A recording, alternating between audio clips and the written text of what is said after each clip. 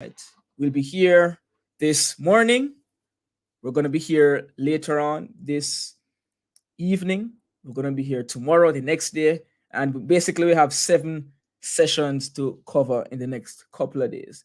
I'll show you guys a flyer very soon of the actual chain of events that will be happening. I'm pretty excited. Pretty excited. Today marks the beginning. It's day one of the marathon, and we are looking at essay writing. As a matter of fact, we'll be doing a few days of essay writing because this is um, one aspect of paper two that I've kind of glossed over in previous streams. I've done a hell of a lot of work on summary, you know, in my own in a lot of different circles. I've done a lot on summary writing, and I've done a lot on story writing. We've covered various forms of expository writing, but I think the essay writing doesn't get as much love as it should get, kind of because I think it's the easiest part of paper two. So I don't focus on it as much as I focus on everything else. So for this marathon, we're going to be focusing a bit on essay writing, and a bit later on, we'll touch on a few other things. All right. We have 47 of us on stream so far. Welcome, welcome, welcome, welcome. Thank you for being here. Yeah. I appreciate you guys coming out in the early morning and making the sacrifice to be here and to make sure that you're taking this opportunity. You're doing all you can to really master English A, CSEC English A. All right, let me show you guys what the next couple of days are going to bring. Right. Let me just share something with you guys. All right, this is what the next couple of days will bring to us. Yeah, the next couple of days. Let me go here. This is what we're working with for the marathon. So I would advise you right away to just take a screenshot of this. If you do not already have the flyer downloaded somewhere, just take a screenshot so you don't miss anything. That, and then you're gonna say, "Oh, I didn't know. I should have been there. I was free. I was just home sleeping. I had no idea you were going live." This is your chance to know everything, right? Of course, subscribing to the channel does help you to know all that's happening, obviously. But having this flyer handy is gonna be good for those who want to follow through with the entire marathon, or at least as much of the content as you're able to capture live, right? Let me just go through the days. So this is now, right? This is today, January 2nd. It's now 8 a.m. Jamaica time.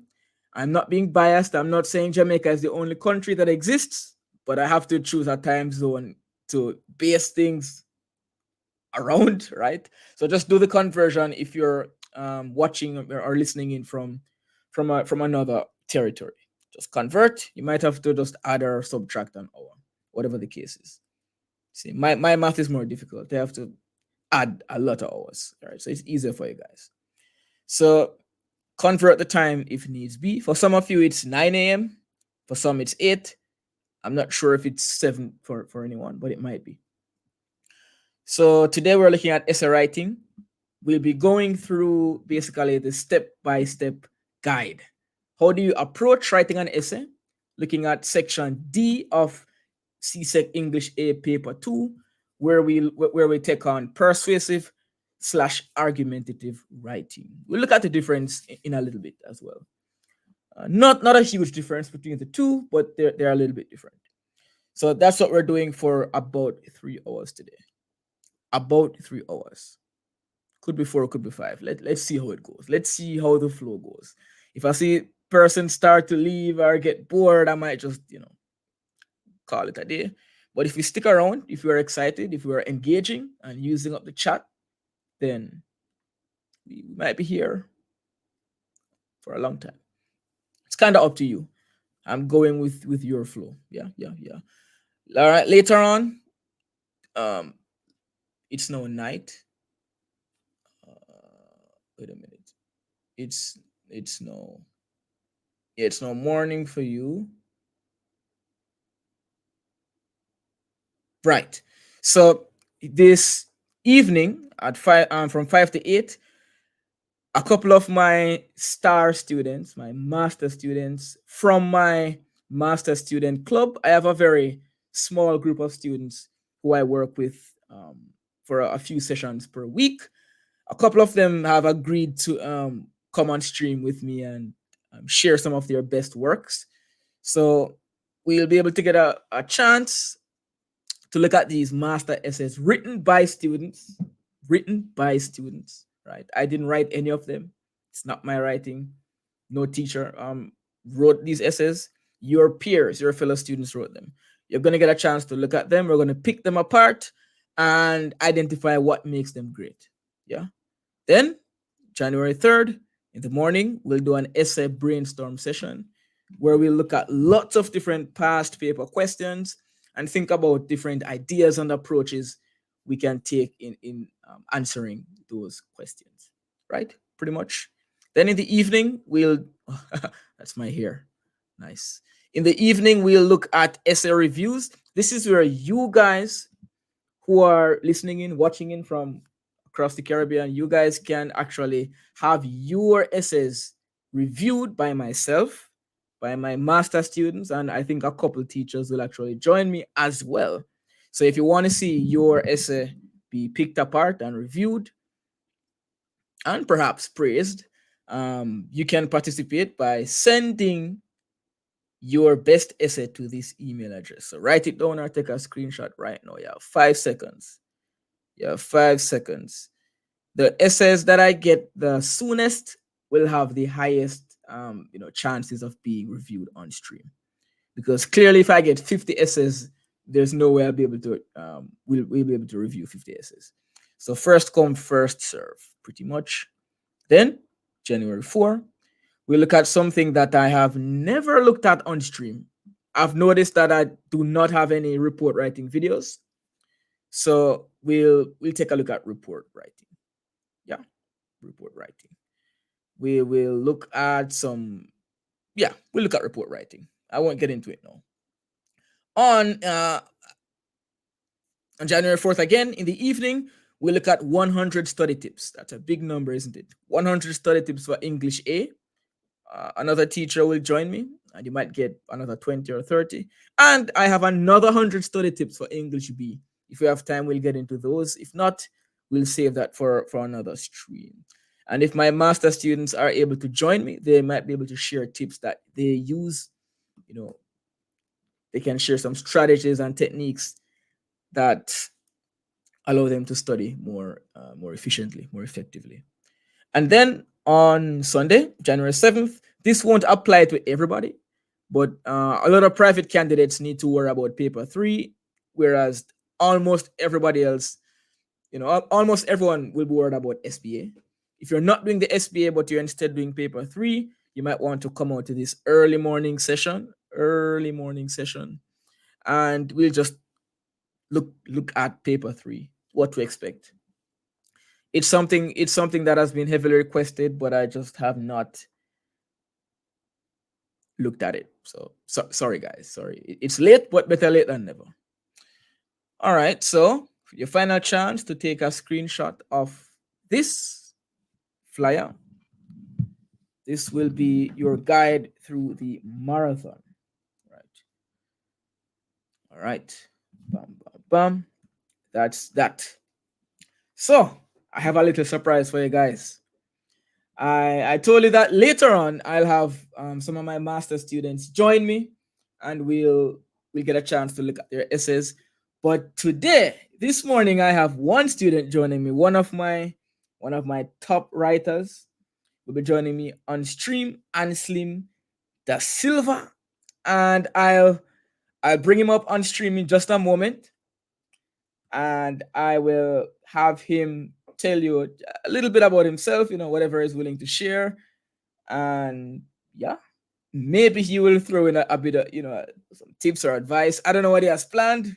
This is kind of off the cuff. We have not rehearsed anything at all. So he'll just, give you guys a shout out, and together we'll go through the stream, talk about essay writing. And by the way, I'm seeing that we have 79 viewers, but I don't think we have 79 comments. So just let me know where you guys are watching from. Where are you guys watching from?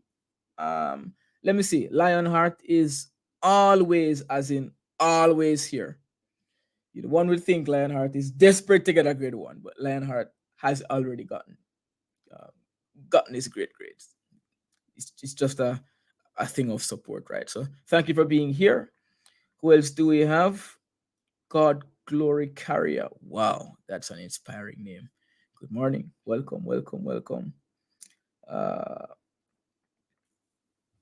These names are getting more and more interesting. I'm guessing that's 6 Beats from TNT. All right, cool. And we have Anselm da Silva, who is on stream. You'll see him in a little bit. And yes, this is definitely exciting. That's one word I would use to describe what's happening today. Can't wait. Well, there's no need to wait. There's no need to wait. And yes, and Anselm is Sir as well, I'm sure. That was just me. We have Paul Gay. Paul Gale, welcome. Millie Boo, Real Alia West, a very, very familiar name. Welcome. Michaela, yeah, thank you for being here. Nice. Rhonda is back. Roger, yeah. Jerome Samuels, Jokebed, Jada. Oh yeah, first time joining the live. Welcome. You're in for some greatness. You're in for some great tips, some great advice, and make sure you have those screenshot buttons ready, because we're going to be using them quite a lot throughout this presentation. There are going to be some things you won't want to miss, and of course, have your notebook handy and ready, but also be ready to take some screenshots, because you can only write so much and so fast, right? Daphne Taylor, always here. Welcome. Miss Compton, thank you for being here. And yeah, let's talk on right English. Definitely listening in from Jamaica. Pick up the self. Yeah. Ooh, Monteline. Oh my gosh. I will not attempt. But we will get into counter arguments and when to use them. Yeah. HVG. Robin Hood. It's been a long time, hasn't it? It's been a while. Robin Hood is always on stream. Always on the streams. And there's no way I'll make it through all of these names just yet. But let's continue to participate and comment. Curiosity Kid, always here. Thank you. And let's have a good time, right? Let's have a good time. Now, let me open up the curtains and unveil Anselm da Silva, one of my top students. I'm really excited to have him on stream. So Anselm, welcome to the Yes, sir. stage, the Yeah. platform. Yeah, tell Thanks us. for having me. Yeah, of course, man. It's my pleasure. Of course, it's my pleasure, and it's gonna be the viewers' pleasure as well. I am sure. So tell us a little bit about yourself, Anselm, and if you want to throw any gems in there, feel free. We're taking a relaxed approach. Nothing is really scripted or planned. So go ahead, give us something, Anselm. Yes, so good morning, everyone. My name is Anselm da Silva. I'm coming from live from Guyana, South America, Caribbean. I see couple persons in the comments. Yeah, they're from Guyana too. It's a pleasure being here, Always wanted to be on YouTube, like, yeah, seeing the Guyana there. Always wanted to be on YouTube, get the chance to be here. And what we are here for is CSEC English. Pretty good, yeah. Yeah. All right. So let's get into the reason we are here. We would like to just chat with Anselm forever, but we're gonna get into the content. We're looking at essay writing. While I bring up the little presentation I have here, I want you guys in the chat to rate your essay writing skills from 1 to 5. 1 being terrible. I just can't make it through an essay. It's not my thing. I have no idea what I'm doing. That's a 1. 5 means I got this. I'm an excellent writer. I have all the persuasive techniques down, all the argumentative techniques down, smooth transitions. Rhonda, whoa, Rhonda, what a start. Rhonda, are you? All right, let's see. Jada with Jada, I'm going to be looking forward to your comments, but you better back that up. You better support that 5. That's a big number. 5 sounds like my master student, so you better be able to, support that. Kefim or Kefim bando in the middle. That's a 3. If you're a 3 out of 5 or a 4 out of 5, then you might be looking at a grade 2, but nobody wants a grade 2. Tristan, 3.5. Unidentified. Ooh, that's a 2. A 2 will not be a grade 2, so we need to get that up. Michaela, 4.5. You're being modest. 23. Wow. Let's end the stream right here. 23 out of 5. That's a wow. I mean, I'm not at 23, to be honest. 23 is a big number. Mio. Oh, 1. All right. So looking. Oh, accident. Oh, 3. Okay. All right. It's a bit more realistic. Lionheart says 3. Casey says 2. So looking down, I am realizing that there are not enough 5s, not enough even 4s. So we have some work to do. Yes, every content that's why we're here. We're here to get a little bit better with each video, with each stream. All right. Bam. Let me find what I need to find to show you guys, because we're not here to joke around.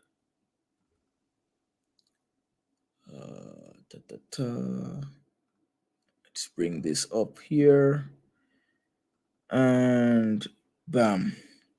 Here we are. All right. I think it's best if we start at the beginning. That's usually a good place to start. So let me go all the way up. Yes, this is like 100 pages, guys. We're getting through all of them. So if you're tired, I'm sorry. All right, CSEC English A, a guide to essay writing for students of CSEC English A. And when we say essay writing, it's argumentative and persuasive. We're going to be focusing a little bit more on the persuasive side, because over the years, most questions have a more persuasive feeling to it, right? Whereas some questions might give you the chance to write a more argumentative style essay. But we're still going to look at some argumentative stuff, because you never know what you're going to get, right? All right, so let's do it. The first thing we're going to do is we're going to take a look at a past paper question and kind of break down what we see in front of us. Right. This is a question that I've actually gone through in a live stream some time ago, last year or something like that. And it reads, the question reads, every secondary school student should be required to do community service as a condition for graduation. Write an essay giving your views on the statement. So it says here, giving your views, which means if you want to take an argumentative rather than a persuasive approach, you may. So you don't have to stick to one particular side and just hammer that home, ignoring the other side. You can write a slightly more balanced essay when you get a statement like this. However, always choose like a main side. Always choose a side that you're going to support at least 70%. Right? That's my advice. If your essay is too balanced, it might sound as if you don't actually have an opinion on the matter. All right, so let's look at a couple of things here. First of all, we see that the suggested time is 45 minutes. Anslim, how do you feel about 45 minutes? Is that enough time to write an essay? Maybe, maybe not, because depends on the question. Sometimes you get points immediately as you see it. Immediately as you see the question, you get the points out of your head. Sometimes the 4 is harder to find than the against. Sometimes you only get 2 points and you need an extra one to make that 3. And sometimes, it's based on the writing. And then the word limit, don't really according to SOAR, don't focus too much on the word limit, but don't go over it too much because All right. Word limit was all right. short. Yeah. Yeah, go ahead. But get in there. Yeah. So 250 to 300 words. This is not a long essay they're asking us to write. We're looking at 5 modest paragraphs. You won't be able to write everything on the topic. It's just 300 words tops. And I would say we could go a bit over because it says approximately, right? 250 to 300 words. So we could go a little bit over, but let's not go under 250. That's kind of dangerous. That's indicating that we're not able to write at length, and we don't want to give CSEC that impression. All right, so let's take a look at what the instructions look like. Let's see. Oh, interestingly, there's a blank space for any notes you may want to take, and we're going to be using that blank page. We're not leaving anything, right? You paid for the exam, you get to use all of the paper. You're going to have some planning to do, so that blank space will be used. We'll get there. Clearly, you must write in standard English. I wonder why they thought they had to make that clear, right? This is English A, not Spanish A or French A or Patois A, right? English A, standard English. You may include a little bit of dialect within quotation marks if you're quoting someone and it's relevant, but of course, it's an essay in English. And you're going to be assessed on these 3 areas: how appropriate your content is, how clear your content is, how well you organize it, how well you develop your argument, and of course the basic stuff like your grammar, sentence structure, paragraphing, spelling, all that stuff. These 3 elements will be used, these 3 criteria, to judge your essay, and they will determine how many marks you get out of 25, right? How many marks you get out of 25. So we can look a little bit more on what CSEC expects by looking at their mark scheme. Yeah, almost none of you on stream actually look at CSEC mark schemes, and I don't know why. Why would you not look at the document that tells you exactly how to get a grade 1? That's strange. Very strange behavior. They're telling you here, do this to get a grade 1. So we need to pay attention. Let's look at expression, the expression skills. What must we be able to do here? Let's see. Must be able to show this skill. Correct use of structures of the language. So you must be writing in complete sentences. That should be a no-brainer. You shouldn't be writing sentence fragments. You shouldn't be writing phrases and leaving them to hang. Make sure your sentences are complete. The sentences must be clear and meaningful. So every single sentence must contribute meaning to the essay, right? Make sure you're not writing things that no one can figure out what you actually mean, right?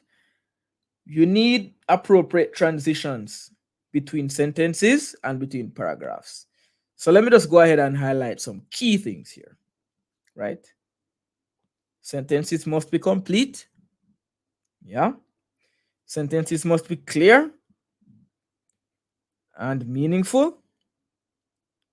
You must have transitions between sentences and paragraphs. So when you're moving within a paragraph, how you connect the sentences should be clear. When you're moving from one paragraph to the next, we should see the relationship between those paragraphs with appropriate transitional words and phrases. Don't worry, we're going to get into all of these things. I'm just giving you the outline of what CSEC is expecting. Right? And then we have the basic stuff, for example, subject verb agreement. It's a very basic grammatical thing. Oh yeah, this one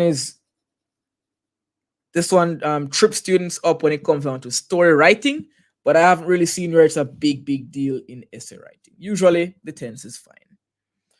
Right? Accuracy of mechanics. We need to make sure that we're using good punctuation, good spelling, good paragraphing. Basic stuff. Right?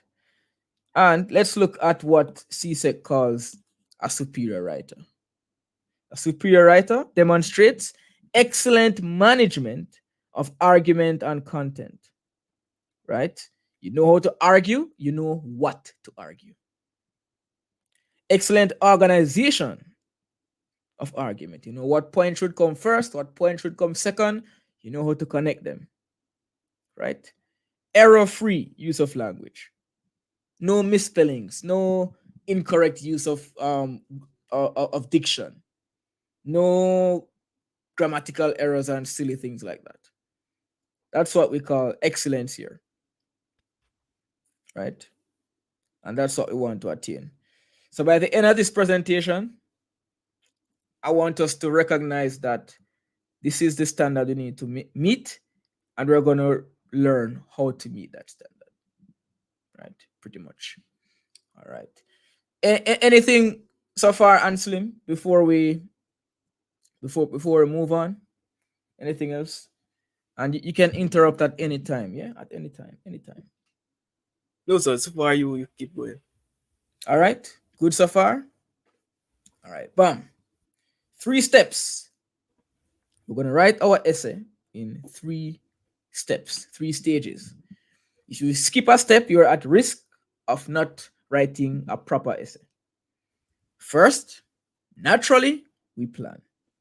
How can you write without planning? You won't know what to write, and you will be in there spending 1 hour writing an essay because you're just making up points as you go. You want to know exactly what points you're going to be writing about. So when you start writing, it's go. So you got a plan. We're going to get into the different elements of planning, because you got to do 3 things while you're planning. You have to look at different points you can argue for both sides, for and against. When you look at both sides, you're able to choose which side is better for you, which side is easier to argue. And then you're going to choose 3 points and write your essay based on those 3 points. Usually, planning takes about 10 minutes. Yeah, about 10 minutes. After you plan, clearly you're going to start writing. This takes about 30 minutes. When you're writing, you're looking at the 5-paragraph structure. This is what I always recommend. You start with your intro, then you have your 3 body paragraphs where you have those 3 points that you would have selected. Then you top it off nicely with your conclusion. After that, you go to the last step, which is reviewing your essay. Hopefully you have enough time left. This is section D, the end of the exam, which means this is where a lot of students are rushing. They're trying to make up for lost time. They might have spent too long on the story. So hopefully you have enough time to actually get to review. When you're reviewing an essay, these are the things you're going to check for. Make sure that you've made a good stance, made a clear stance, meaning the reader knows exactly what your position on the matter is. They know what your opinion is. They know what your argument is. Make sure your points are clear. I should be able to read the essay and come away learning or understanding 3 things about the issue. Make sure they are clear and well explained. Right? Make sure you have evidence. People won't just believe you for no reason. Whatever point you bring to the table, support it with some kind of evidence. We'll get into it later, right? Make sure your paragraphs flow logically. And of course, this is going to be helped out by using those transitional words and phrases, right? Make sure you use a variety, not just one, not just rhetorical question all day long. Use a variety of persuasive techniques, right? For the persuasive and even for the argumentative essay, throw in some persuasive techniques, right? Make sure you do not contradict yourself. Make sure if you say social media is the best thing since sliced bread in paragraph 1, by paragraph 3 you're not telling us why social media is terrible. Make sure your essay is really telling us something that makes sense from beginning to end, especially if you're writing a persuasive essay and you're not looking at both sides of the issue, right? In the argumentative essay, where you try to be a bit more balanced, it can be a bit trickier, but there are ways to offer counter arguments and there are ways to look at both sides without contradicting yourself, right? And of course, the obvious, make sure there are no errors. That's our review. All right. So next we're going to look at the planning stage. Anslim, would you add anything to this in terms of steps that you take when writing your essay? These are the steps that mostly I take. Yeah. Yeah. As we get more as we go down more, I'm gonna add in. Yeah. When it comes to the points and so on. Yeah. Yeah. Which step is the hardest for you most times? Most time the planning. Depends on the planning. Depends on the statement that they give you. Coming up with points. Tough for me. All right. For me, perhaps the review stage might be the trickiest because there's not much I can change when I'm, 40 minutes have passed. Like, what if I realize that one point is just complete madness? It's going to be really tough to do a lot of rewriting at this stage of the game, right? And sometimes it's hard for us to recognize our own mistakes, like spelling errors and stuff. Somebody else might find them easily. But when you're looking at your own writing, it's like we're too used to our own writing to really see it clearly. Yeah, so sometimes the reviewing can be tough. And I used to do editing, not video editing, like proofreading, editing text, like work with authors and stuff. And I wrote a couple of books, and when I wrote my books, I had to hire an editor. And it might sound ironic, like, what? You're editing people's works, but why do you need an editor? I couldn't see my own mistakes. There were so many errors in my books, and I wrote them. I got too attached to the words on the page, so it was hard to be extremely objective. So we have to be able to see our own mistakes in order to review properly, and this is a trained skill, right? We have to be able to roast ourselves honestly, so that we can identify when we go off track and learn how to fix that. Yeah. And if there are any questions or comments or observations in the chat, we'll address them. So don't be afraid to engage.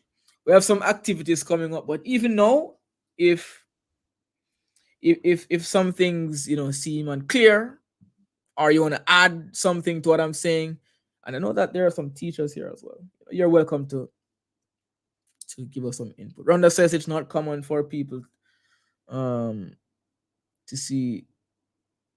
It's not common. Yeah, it's not common for people to see their own mistakes. It requires it's a skill that you have to really develop. Right. All right. So let's look at the planning. How do we plan? The main part of planning is really thinking of 4 to 5 points for each side of the argument. So you're looking at like 8 to 10 points you're going to be brainstorming in the exam room. Right. Let me see what Western Wolf is saying. Look at your essay from a different person's perspective. I think that might help. Yeah, if you can somehow. I play chess a lot. In fact, I play chess every single day. There's no day that I don't play chess. I usually play bullet chess, meaning the chess you have 1 minute to complete a game, because I don't usually have a lot of time all at once. So I play lots of rapid chess games. And one way in which I can better assess the board, and this is especially when I'm playing longer form chess, especially on a real board, which I do sometimes. One of the best ways to really analyze my position is to get up, walk around the table, and look at the board from my opponent's perspective. Look at it from where he's sitting. Or if I'm playing on the app, which I usually do, there's a little button, you press that and it switches the board. So you're seeing what the opponent is seeing. And believe me, that actually helps you to see a lot of weaknesses in your structure, because you're focused on how strong your pieces are, right? You're focused on how, okay, I'm planning this attack in 3 moves. I'm going to do that, going to weaken that pawn. I have a checkmate in 5. When the enemy has a checkmate in 1 and you miss it because you're not able to see from their perspective. So find ways to, shift your perspective a little bit. If it means putting down an essay and looking at it next week to see the errors, just whatever you need to do. Or pro tip, get your friends, get your classmates to actually check your essays, right? Get your peers to look at your essays, because they're going to catch errors that you will not catch. That's just how it is. Yeah. Queen's Gambit. Oh, Lionheart, thank you. from high school days, we've been chessing since high school. Western Wolf, you're a chessist as well. 10-minute chess. Oh man, in that time I would have played 10 chess games. Yeah.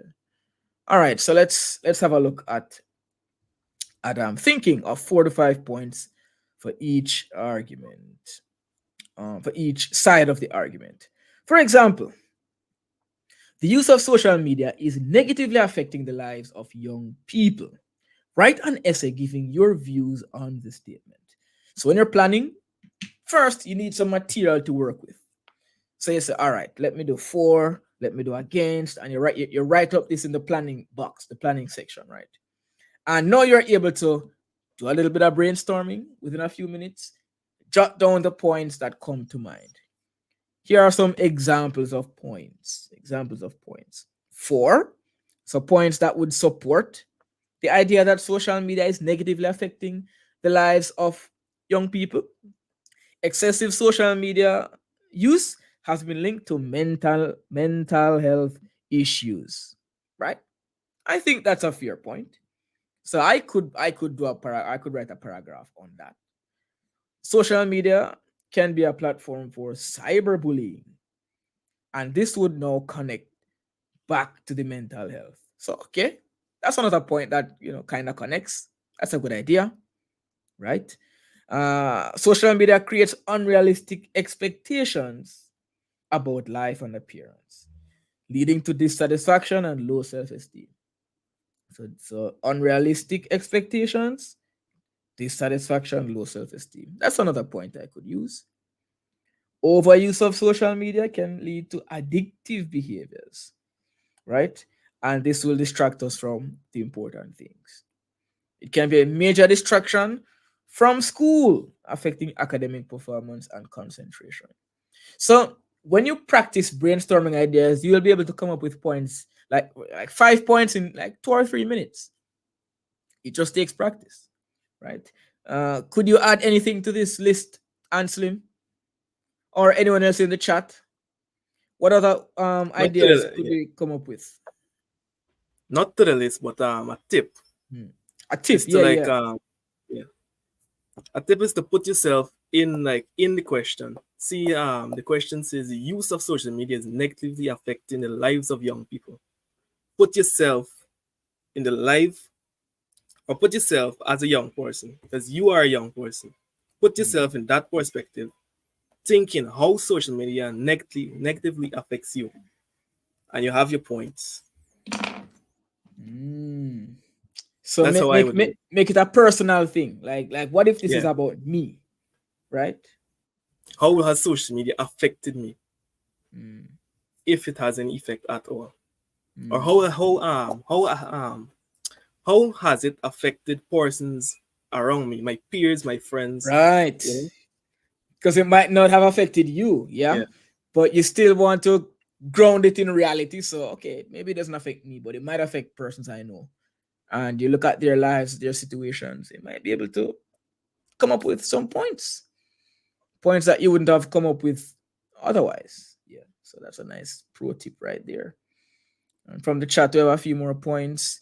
Can lead to a change in behavior. Yeah. And of course, we would want to look at the negative changes in behavior. Yeah. And Rhonda agrees with Anslim's tip there. Yeah, yeah, yeah.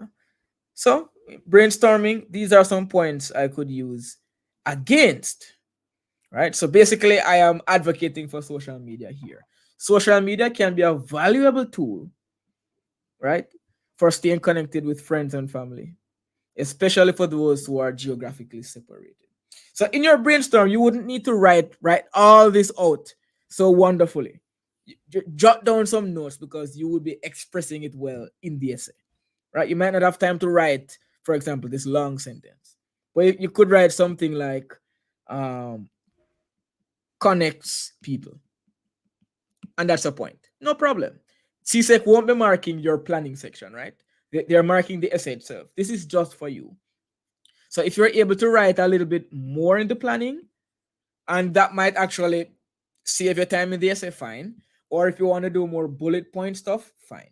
The point is you need to plan, you need to think about both sides before you choose a side and choose your points, right? So it might look a little bit different for different students. Another point against, it provides access to a wealth of information. So staying connected, you could just write, for example, staying connected as a point, information as a point, because you would know what you mean. You would know how to expand and expound, right? Helps young people develop digital literacy skills. Yeah, there are so many careers now being built off the existence of social media, right? Not just influencers, but social media managers, ad campaign managers, marketers. All of these careers now kind of revolve around social media, right? Self expression, right? It is an avenue for persons to express themselves. Career development and networking. So you could just write the little points in the circle here, or you could write out kind of the flesh out the idea a little bit more. And then, based on the points that you would have come up with for and against, you would choose the side that seems stronger, the side that has the better points. What if you're saying, oh man, these points are kind of trash? I don't think I can write a great essay on these points. Or maybe 2 points are good, but the rest are not so strong. But against might be, you maybe have some really good points, then you choose against, right? If you're writing a more argumentative style essay, because it says giving your views, then you might choose 2 points for, one against, to balance it out a little bit, but make sure that you're not contradicting yourself. You can look at two sides without like going back on what you're saying. We'll get into it a little bit more. So make sure you're planning, make sure you're thinking about the points for and against before you actually choose a side. Rhonda, you would go against. What about everybody else? That's a good point. Which side would you take on this, Anselm? So I'll go against because against is really stronger than the four. While four has some strong points, they are like the positives outweigh the negative in this Mm, scenario. mm. All right, all right. Let me see what everybody else is saying. Ooh, lots of wow. Are these young people? Oh, against meaning you're advocating for social media. Okay. Right. Nice. Yeah, YouTube is kind of a social media, isn't it? Yeah. Against. Against, you have more evidence for that. Against. Wow. Yeah. So it seems all of us so far, based on what I'm seeing, would go against. All right. Interesting. Very interesting. So let's try this one. Let's practice finding points, right? So let's look at this past paper question from May 2019. Bodybuilding competitions and beauty pageants are degrading to men and women. Write an essay giving your views on this statement. I give you guys 5 minutes. 5 minutes. I want you to think about lots of points, as many points as you can for and against for this prompt. What if you got this essay to write and you're in the planning stage? What could you jot down for and against? So after 5 minutes, I want you to flood the chat with your. In fact, if you're coming up with points right now, just drop them in the chat and I'll write them down here. Let me see the points you're able to find. I know Anselm has lots of points as well.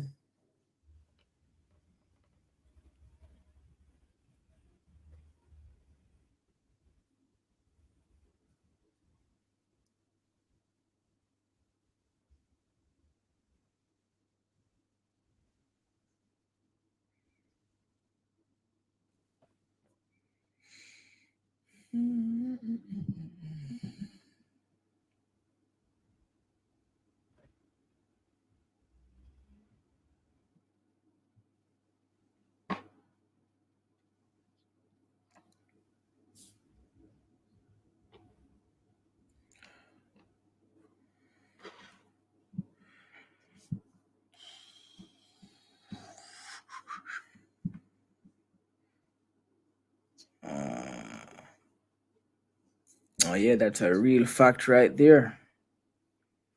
All right, let me see. Jada has a point 4 so far. It places value on one's body instead of creative skills and abilities. All right. Yeah. So focuses on physical appearance versus skills and abilities. All right, that's a nice point. Let me see. Hey Sandra, welcome to the stream. It creates a certain beauty standard for men and women alike. We're looking at 4, right? Are we looking at 4?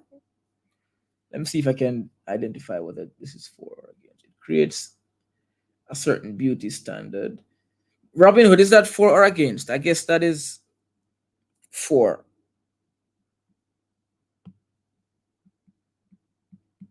Creates beauty standard.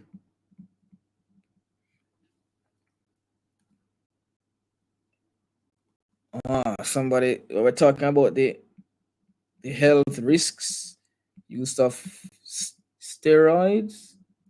All right, cool.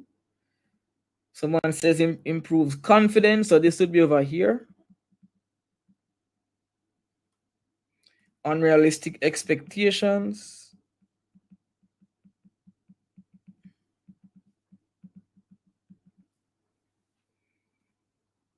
For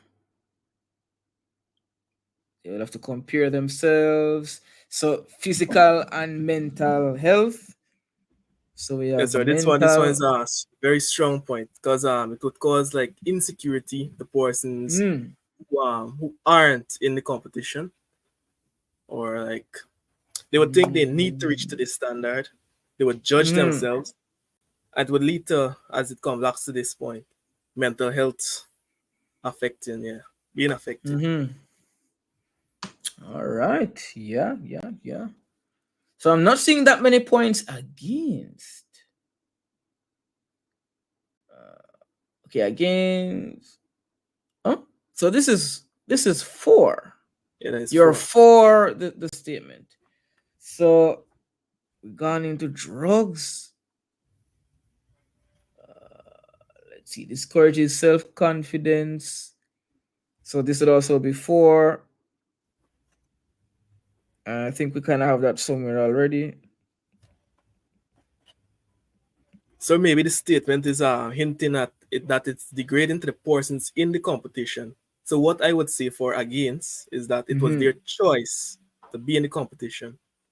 So Ah, so freedom of choice. Basically, nobody's forcing you to participate, right? Those who join want to join.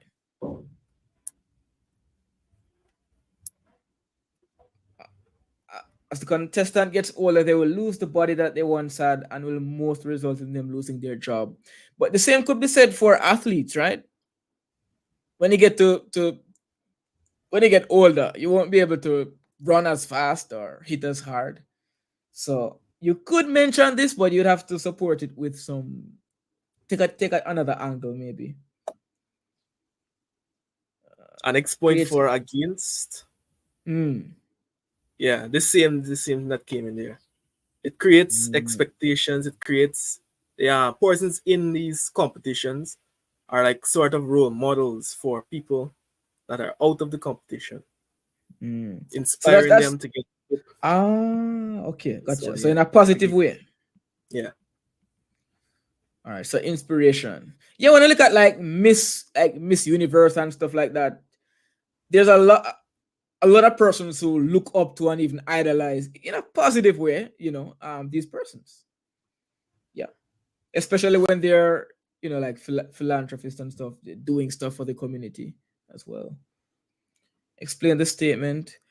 Well, the statement bodybuilding competitions and beauty pageants are degrading to men and women. So this prompt is saying it really kind of objectifies, it puts them down. It's not a positive thing for men and women. And yeah, it's kind of suggesting that it's talking about the men and women who participate, but that's not specifically stated. So you could also talk about the men and women who, watch these pageants as well. Sense of community. Okay.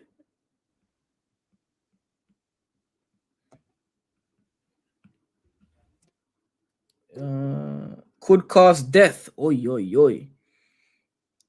So unhealthy, yeah, that could be a health thing, and then it could make an extreme point, bringing up death. Yeah. It will make okay. So encourages self-care. All right. That could be a point for real.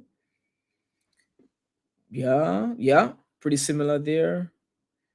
Low self-esteem, income. Yeah, uh, I'm surprised this is just coming up. It's a job, isn't it? You can make money. Strong Yeah, point, yeah, yeah. strong point. Very strong point. I would definitely include the career, the financial opportunities can cause unhealth. All right, so we get the picture, and we've gotten a number of points in less than 10 minutes, right? Although it's kind of a group effort here. So in the exam, you will basically be doing this, and then you will decide, okay, I like the 4 points more. I'm going to go 4. I'm going to choose these 3 points, right? But let's not stop here. You don't understand the for and against? Okay. So for means you are agreeing with this statement. So for means agree. I agree. I think this statement is correct. So you agree that bodybuilding competitions and beauty pageants are degrading. You're saying, yeah, that's true. Against means you disagree with the statement. It means you don't think it's degrading. You think it's wonderful. Yeah. So that's the for and against. Is that clearer, Mio? Make sense?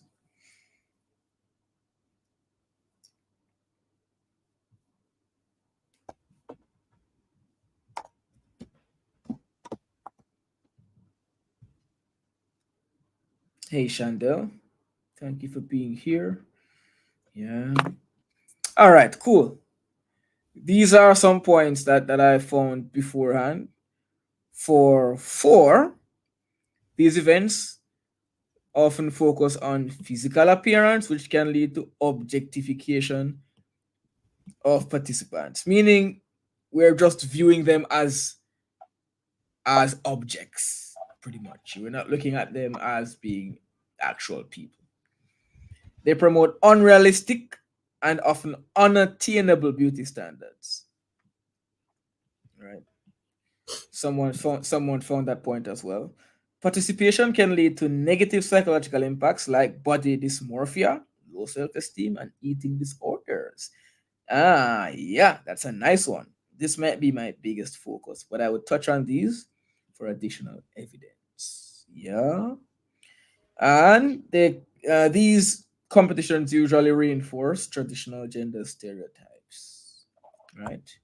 They try to put women in a box. You should look like this, sound like this, act like this. They put men in a certain box, and they try to define masculinity in a very rigid way, especially in terms of physique.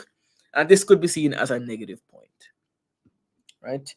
And frequently, these competitions lack diversity in body types, which can be a bit exclusive, right? You look at you look at Miss Universe. All of the ladies kind of have the same physique, right? Yeah, you're not seeing a very wide representation of different types, different body sizes, different types of beauty and stuff like that. Same with on the men's side.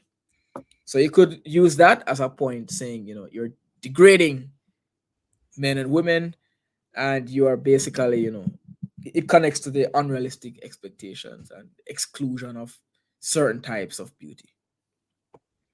Against self-expression, I think somebody mentioned this.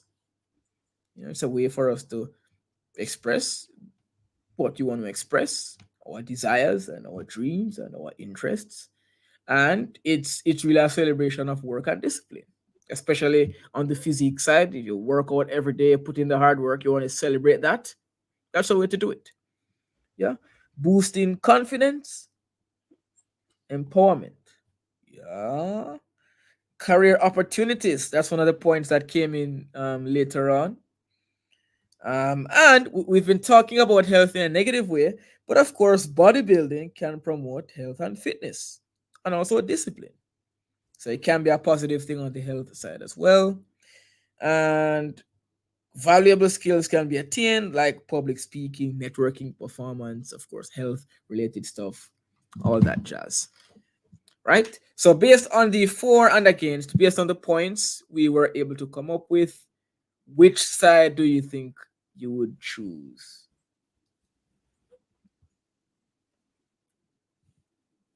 Which side would you choose?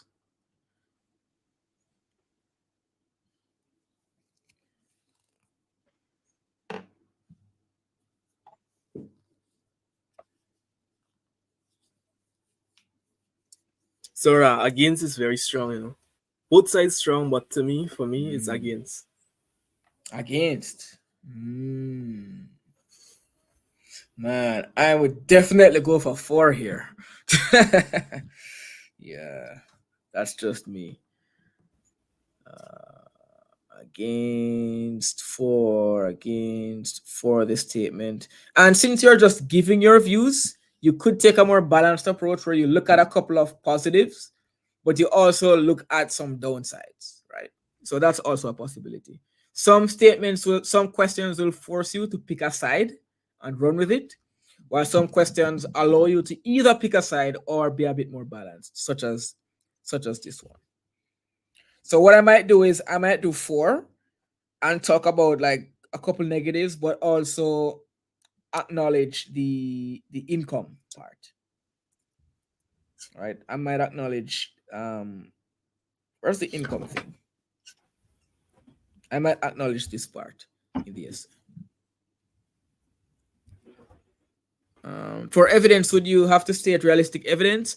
Your evidence should sound realistic. Of course, you do not have access to Google in the exam, so you won't be able to actually pull up real stats, real data, real quotations, because you don't know beforehand what the exam topic, what the essay topic will be. But you're gonna invent evidence, but make sure the evidence sounds realistic, right? Make sure it sounds like it could have been written in a real article, someone might have said this quote sounds real, statistics sound realistic, right? Yeah, CXC wouldn't expect you to be able to actually reel out actual quotes from real people and give real data. Yeah, that would be too much to ask for anybody. All right, just when you think we're done, we're just getting started. All students must study at least one foreign language until the end of their secondary school education. Right, and I say giving your views on this statement.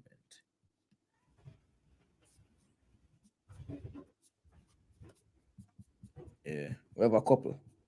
We have a couple to go. So, all students must study at least one foreign language. What do you guys think? What are some points you could come up with?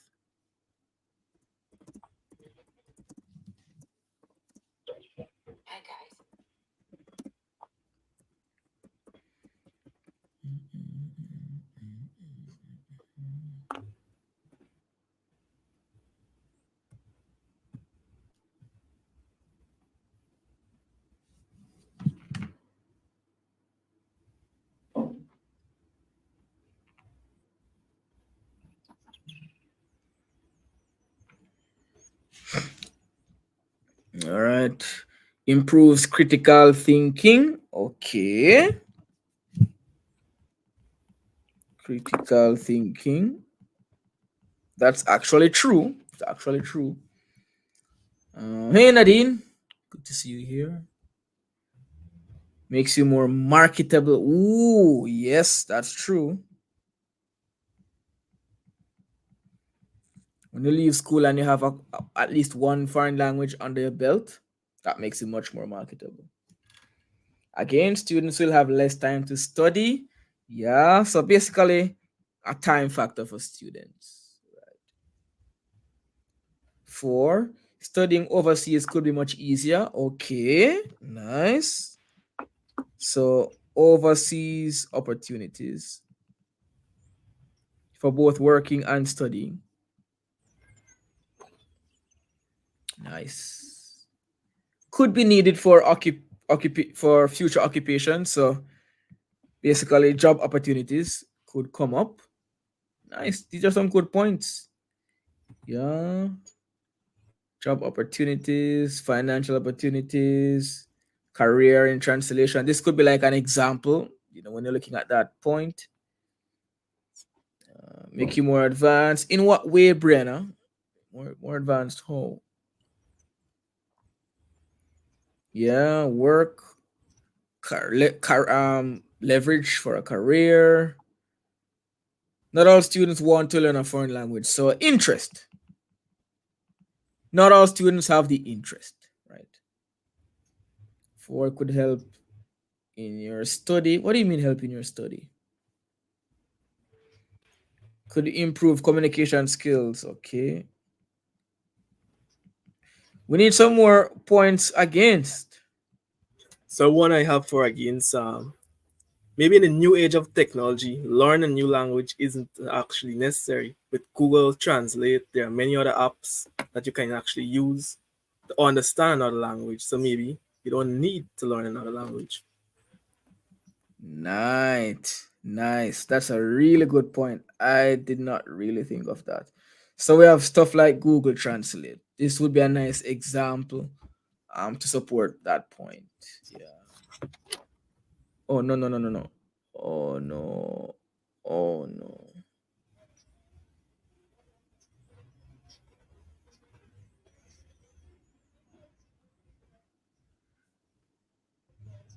Oh wow. I think I just made a mistake.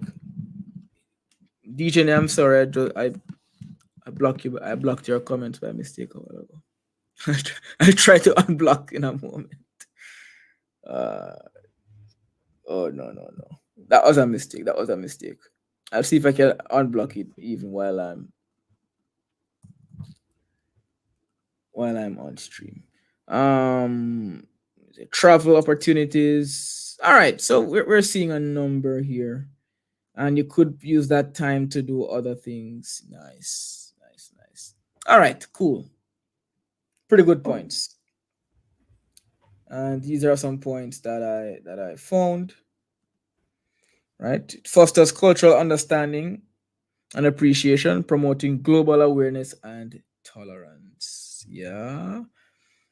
Significant advantages in the global market, communication skills, interconnected world, globalized economy, diversity to the curriculum, right? Against, mandatory language study may not align with every student's interest or academic strengths.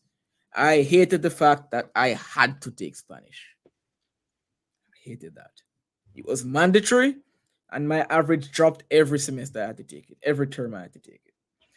Mandating a foreign language could be seen as imposing certain cultures over others, if you want to go that far. And it might not be practical for their future careers if they have no interest in doing any career, in engaging in any career related to learning a second language. Undue stress, and it could impact overall academic performance. And students might benefit from focusing on other areas like technology, vocational skills, or arts. Yeah. Studying a foreign language may cause interference for studying official. Ah, okay. That's an interesting point. Yeah, yeah. Could make the language you need to learn a bit harder to learn because you're focused on other languages that might not even be important to you. Yeah. Yeah, yeah. The student might not have that interest or intelligence. Yeah. Right. So these are some good points. So we're practicing this skill of finding points, right? Let's do one more. One more. A very, very relevant one. No primary school child should be given his or her personal computer. Give him or her educational books instead. Write an essay either supporting or opposing. So in this case, you cannot write a balanced essay. You have to write an essay either going for or going against, completely. So what do we think? What do we think here?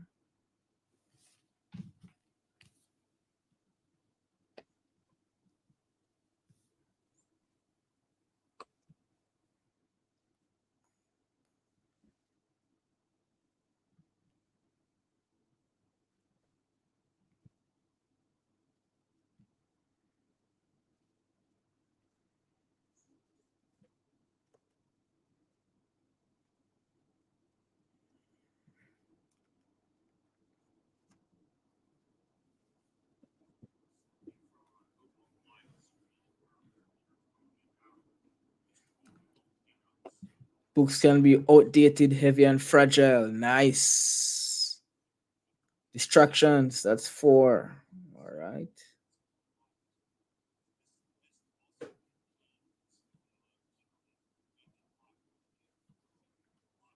You're mature enough to use computers without adult supervision. All right.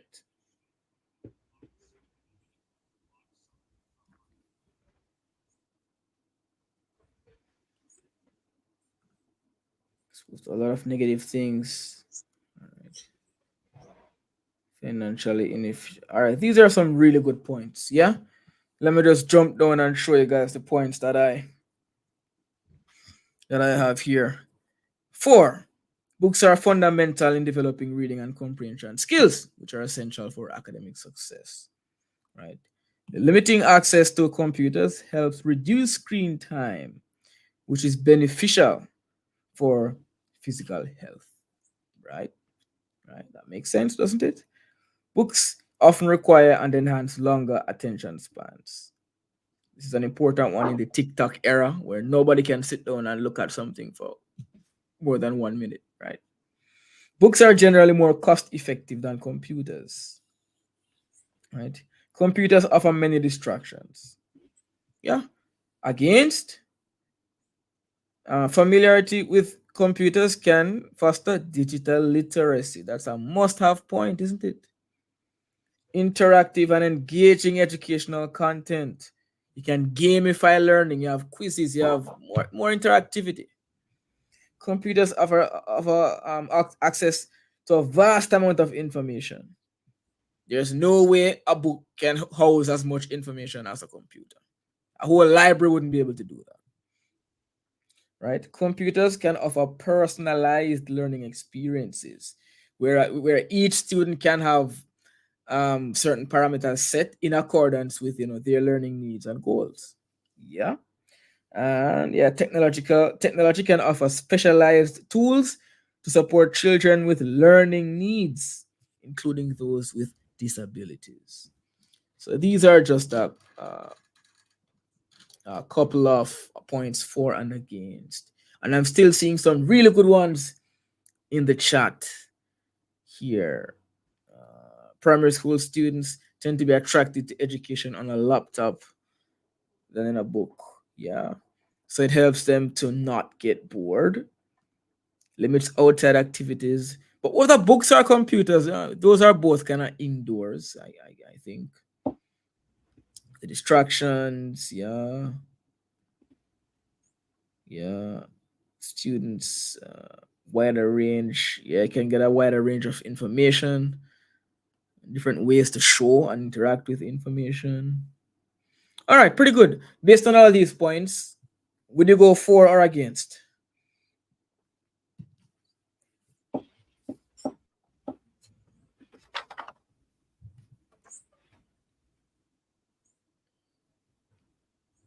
For or against? Against again, because against is stronger. In my opinion, stronger. What points do you think you would use? Digital literacy can be definitely number one.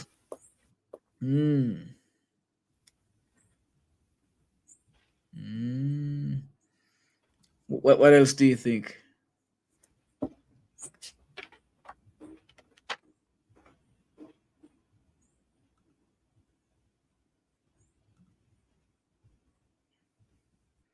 Any other points here that would definitely make it into your essay? The one with vast amounts of information, yeah. Because you can all those books, and so instead of buying all these physical books, you can have all these books on the computer. So you still have books and you have the computer. So all this information on one computer there. Yeah, that makes sense. And looking in the chat, what are some of the more interesting points you're seeing in the chat, Anslim, that you might just want to highlight for a bit? Both for and The light from the against. computer. I'm seeing one here, the light from the computer. Yeah. The light from the computer can be harmful to the eyes. The blue light, maybe staring at the screen for like hours and hours, damage the eyes.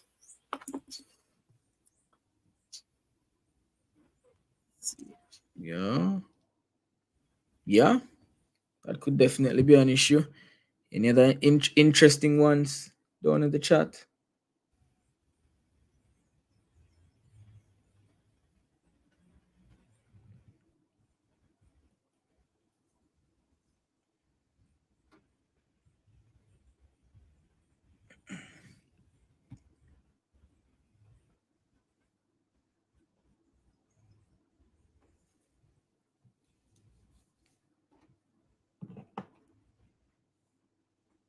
Yes, I'm seeing one with primary school students tend to be more attracted to education on a laptop than a book.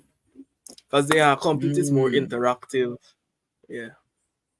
Animations, these things going on the screen. A book is just a page. You can never get bored. Attention span. Yeah. Yeah. That makes sense. That makes sense. Yeah.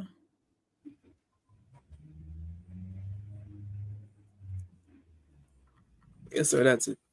Yeah, yeah. All right, cool. Those are some pretty good points. And I'm just checking the points here in the chat. We have some pretty nice points here. Nice points. We got the blue filter thing, early exposure. All right, cool. So thank you for participating in that little exercise there, right?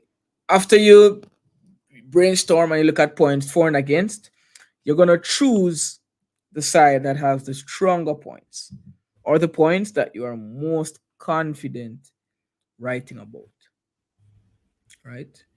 It's not about what you actually believe, it's about which side is easier to argue. So even if you disagree in real life, if agreeing is just easier to argue, then agree, right? Agree. Nice. So you do the brainstorm, then you pick a side and you pick 3 points. No, argumentative versus persuasive. Sometimes the prompt says give your views. Sometimes it says agree or disagree. So if it says agree or disagree, it's more on the persuasive side, right? Agree or disagree. If it says give your views, then you can make it either persuasive or argumentative. Argumentative is really just looking at the points that are out there a bit more objectively, not really trying to persuade someone to join your way of thinking, but you're just giving us the points as they are. So you could be a bit more balanced, where you're not really trying to convince or persuade someone, but you still have to make strong arguments, of course. But the aim is more to give a slightly more balanced, more objective approach. So the tone would be um a little bit less persuasive, but still somewhat persuasive, and a little bit more argumentative, kind of defending maybe a duality in a situation. Like we could look at it this way or this way. That's a pro, but that's a con, right? So I always like to write a more persuasive style essay, kind of hammering home, one particular point. But the argumentative essay can be written when you get that kind of prompt, just give your views on this. Basically tell us what you think about a particular thing.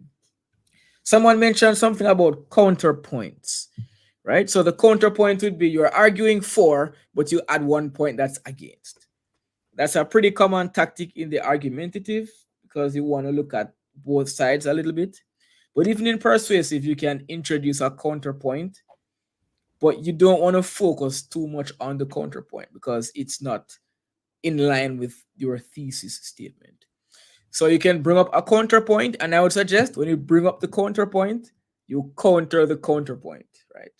So some would argue that blah, blah, blah, kind of admitting that, okay, I get what you're saying over on that side, but blah, blah, blah. So even when you bring up a counterpoint, you don't want it to sound like you're just contradicting what you said earlier on in your intro or in a thesis statement, especially if it's a more persuasive essay, right? Jada says, for argumentative, could you say that technology can be good for children, but with, yeah, so you want to kind of make it a little bit more balanced, explain like in what situation would it be good. It would be good here, but in this situation, it could pose a challenge. So just a bit more balance, but still pick a side. Even when you make it a bit more balanced, still have a side that you're working with. Yeah, that's my advice. All right, make sure that the 3 points you select are clear and specific. Specific meaning you don't want the point to be too broad or general. You want it to be a point that it's specific enough that you can give us evidence for that point, right? Clear and specific, logical. The point must make sense. It can't just be, social media negatively affects people because if we use social media, we will go to hell. I mean, maybe you believe that, but it's not necessarily a logical point that you can support with argumentation and evidence, right? So make sure you have some logic behind your points and make sure you're able to connect the points because all of these points are working toward the same goal, right? So make sure the points can be related. For example,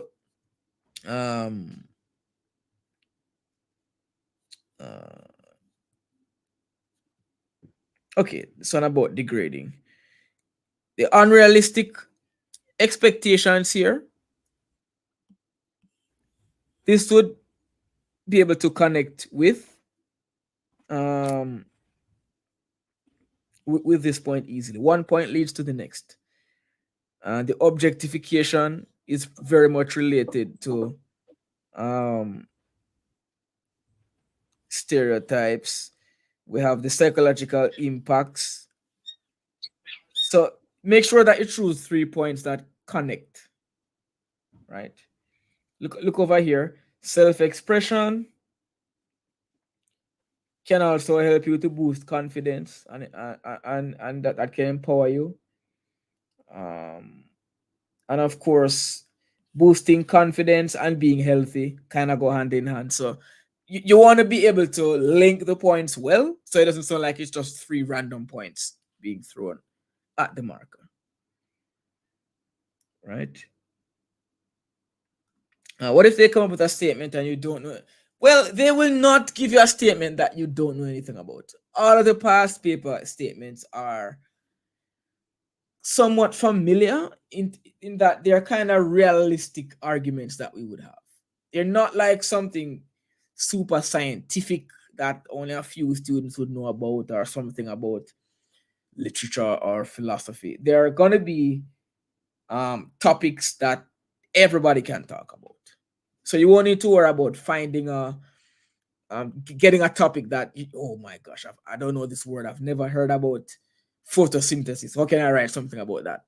I didn't do biology. It's not going to be like that. It's kind of more general knowledge stuff.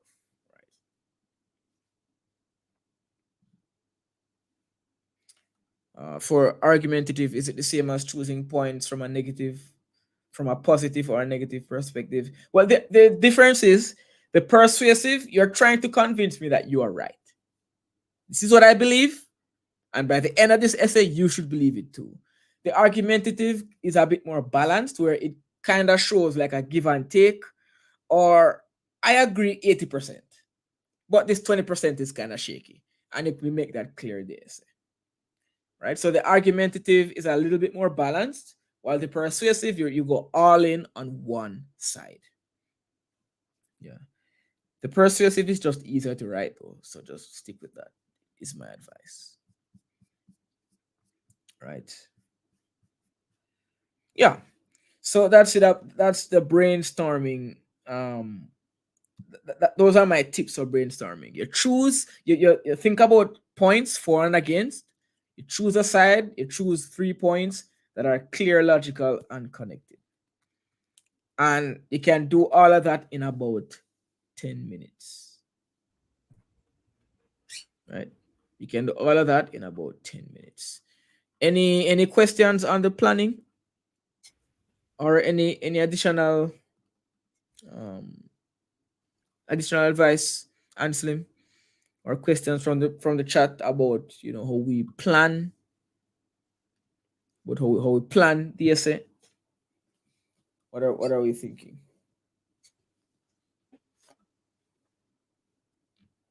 Yeah. Do you incorporate anything else in your planning that I haven't touched on? Or do you skip any of these steps sometimes? I mean, whatever works for you, It's not.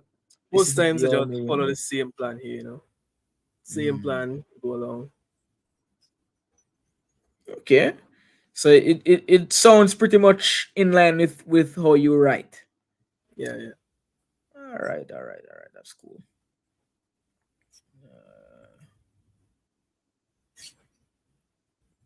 Let me see if I'm giving those in the chat a little bit of time to ask questions if they want to do that.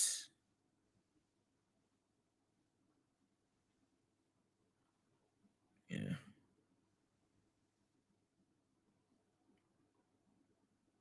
Two minutes for the questions.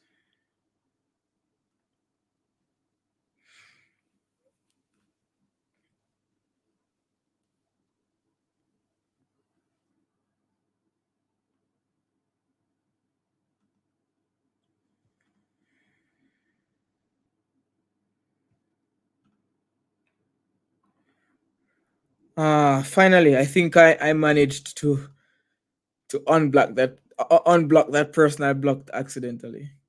Dijane, I'm so sorry. Dijane, can you leave a comment? Please clear my conscience. Leave a comment. Let me see that you're still here and you're still able to comment. Man, or they make it really easy to block and really hard to unblock. All right, hopefully that comment comes in soon, so I don't have to feel like a villain tonight, blocking students who are just trying to participate here. Yikes. All right, bam. So let's go to the writing. That's how we plan the essay. That's how we brainstorm, think, choose what side to work with. Oh, there are 2 questions. Let me take these questions. Okay, we already tackled that one. We tackled that one.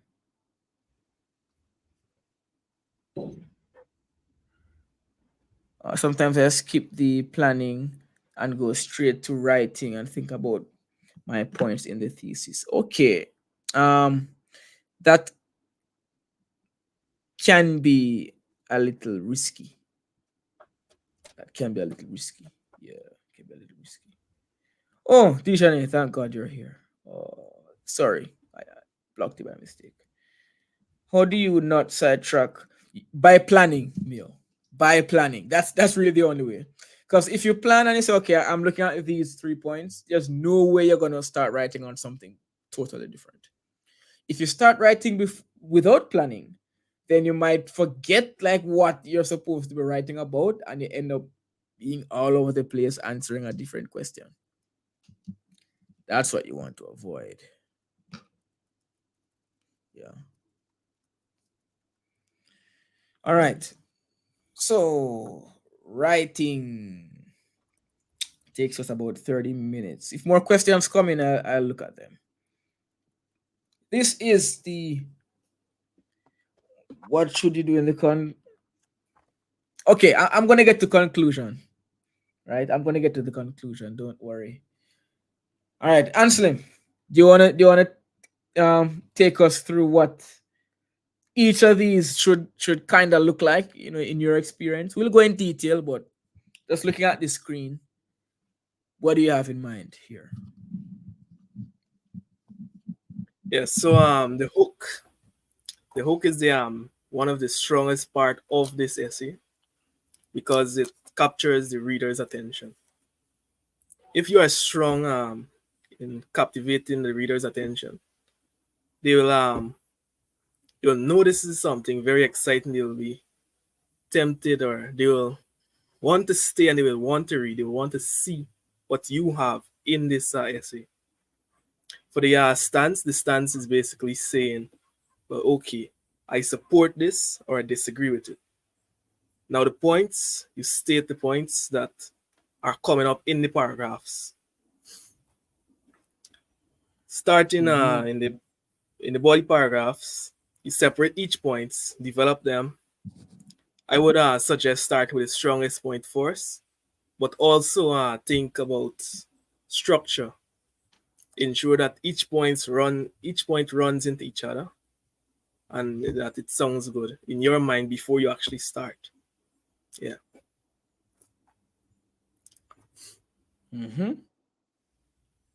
Nice. That's some good stuff. So you mentioned choosing the starting out at the strongest point, right? And I actually advise that as well.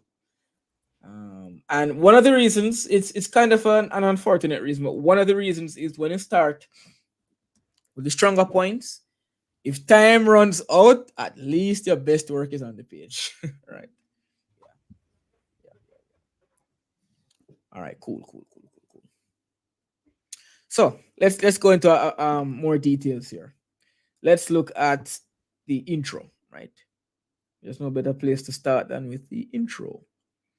3 parts: the hook, the stance, and optionally the 3 points. Anselm, if you're still here, good. How do you usually how would you define a hook, and what kind of hooks do you like to use in your essays? Because you've written some pretty good essays that I've seen. Well, the hook is to catch the person's attention, yes. And I like to use, sometimes I use two types. So there are three types, I think. There's a profound statement, rhetorical question, and I believe there is a quote from someone like a famous person or from a book or so on. It doesn't have to be real, but something to captivate the person that is reading.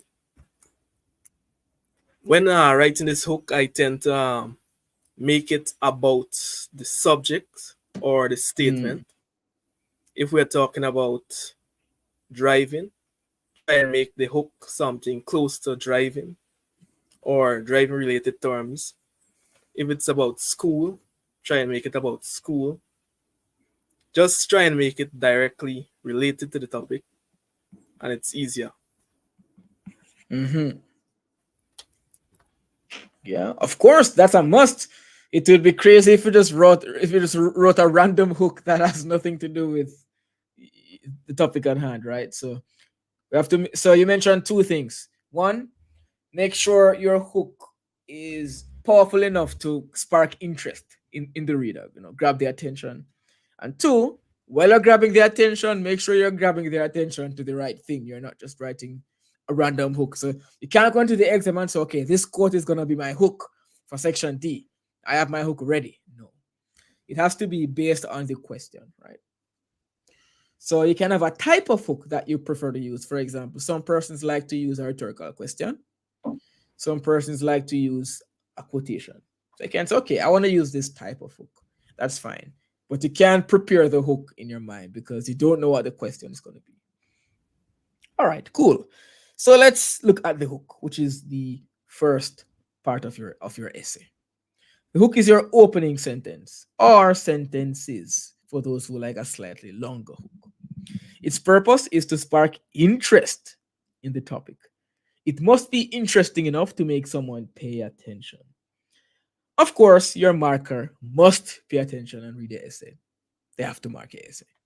They don't get to just, this is boring, I'll skip it. But pretend as if your marker doesn't have to read your essay and you're trying to get someone interested, excited about the topic. You need to create a good hook.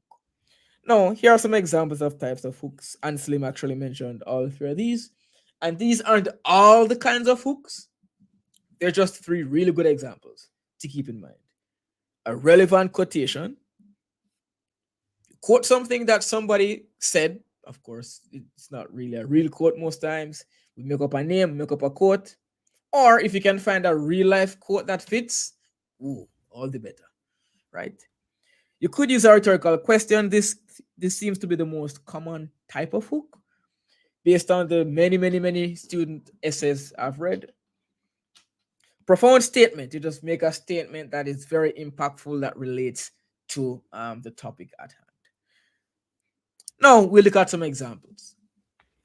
So looking at this past paper question, which I actually wrote an essay on this on stream, so you can check that out afterwards to see that full process. Some of you might have seen that already, those who are regulars on the channel. Every secondary school student should be required to do community service as a condition for graduation. Write an essay giving your views on this statement. So here are three relevant quotations that could connect to this question, right? So every secondary school student, every high school student should be forced to do community service if they want to graduate. Here are some relevant hooks. And these hooks would be in support of the statement. The best way to find yourself is to lose yourself in the service of others. These are the words of the renowned revolutionary Mahatma Gandhi. Wow, look at that hook. And it doesn't have the word community service in it, the phrase, but it's definitely hinting at, serving others is a good thing. It's a quote that has that idea built into it. Here's another one. Serving one's community is the ultimate purpose of education, posits Brian Smith, a preeminent educator and academic writer. This guy does not exist. This quote is not real. But in the exam, you'll be able to make up things. Just make sure they sound good. Okay? Muhammad Ali once said, serving others is the rent you pay for your room here on earth. That's a real quote. So these are some quotes that could be used to really spark interest in this essay. Yeah. Oh, Anselm, this is your hook here? Yes, sir. That is one from, that I did when we had this little session. Remember? Yeah. This was a simple one. Yeah. Yeah. Read it for us now. Service to one's community is a noble act that can be of significant impact to them, along with their community. For this reason, I am in full support for all secondary school students to be involved in community service as an obligation for graduation. Making the most of community service would bring forth benefits to the community, help students to make new and stronger connections, and they would also gain skills. This was a very simple one. I didn't go too simple but effective. Yeah. So you have the hook, and you actually have you have the whole. That's like the whole intro, right? Yeah. That's the whole intro right there with all of the parts. Yeah. So the hook doesn't. It can be simple but effective. It just needed to be a strong way to start your essay. Right. Here are some rhetorical questions that could work. What is the point of education? Is it just about passing a test, or is it more so about making a positive impact on the world? Right? You ask a question that kind of has an obvious answer that your reader can reflect on. Look at this one. Do students who have never served their community in any way really deserve to graduate high school? That's kind of a strong question. And it indicates where I'm going with my essay, right? And look at this. In a recent poll, 85% of education policymakers agreed that community service should be a graduation requirement. Who would disagree with that many experts? So you make them feel kind of stupid to disagree, right? Like, oh, how ridiculous would you be to disagree? So you can use a rhetorical question to start the essay with a bang. You can use a profound statement as well. An education that excludes community service is incomplete. Yeah. School should foster the holistic development of students such that they will be equipped to thrive in and contribute to today's world. Or, in the 21st century classroom, community service should be given as much priority as tests and assignments.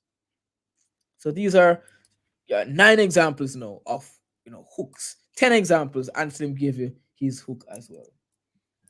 Right? So the 3 main types of hooks that I encourage you to keep in mind: a relevant quote,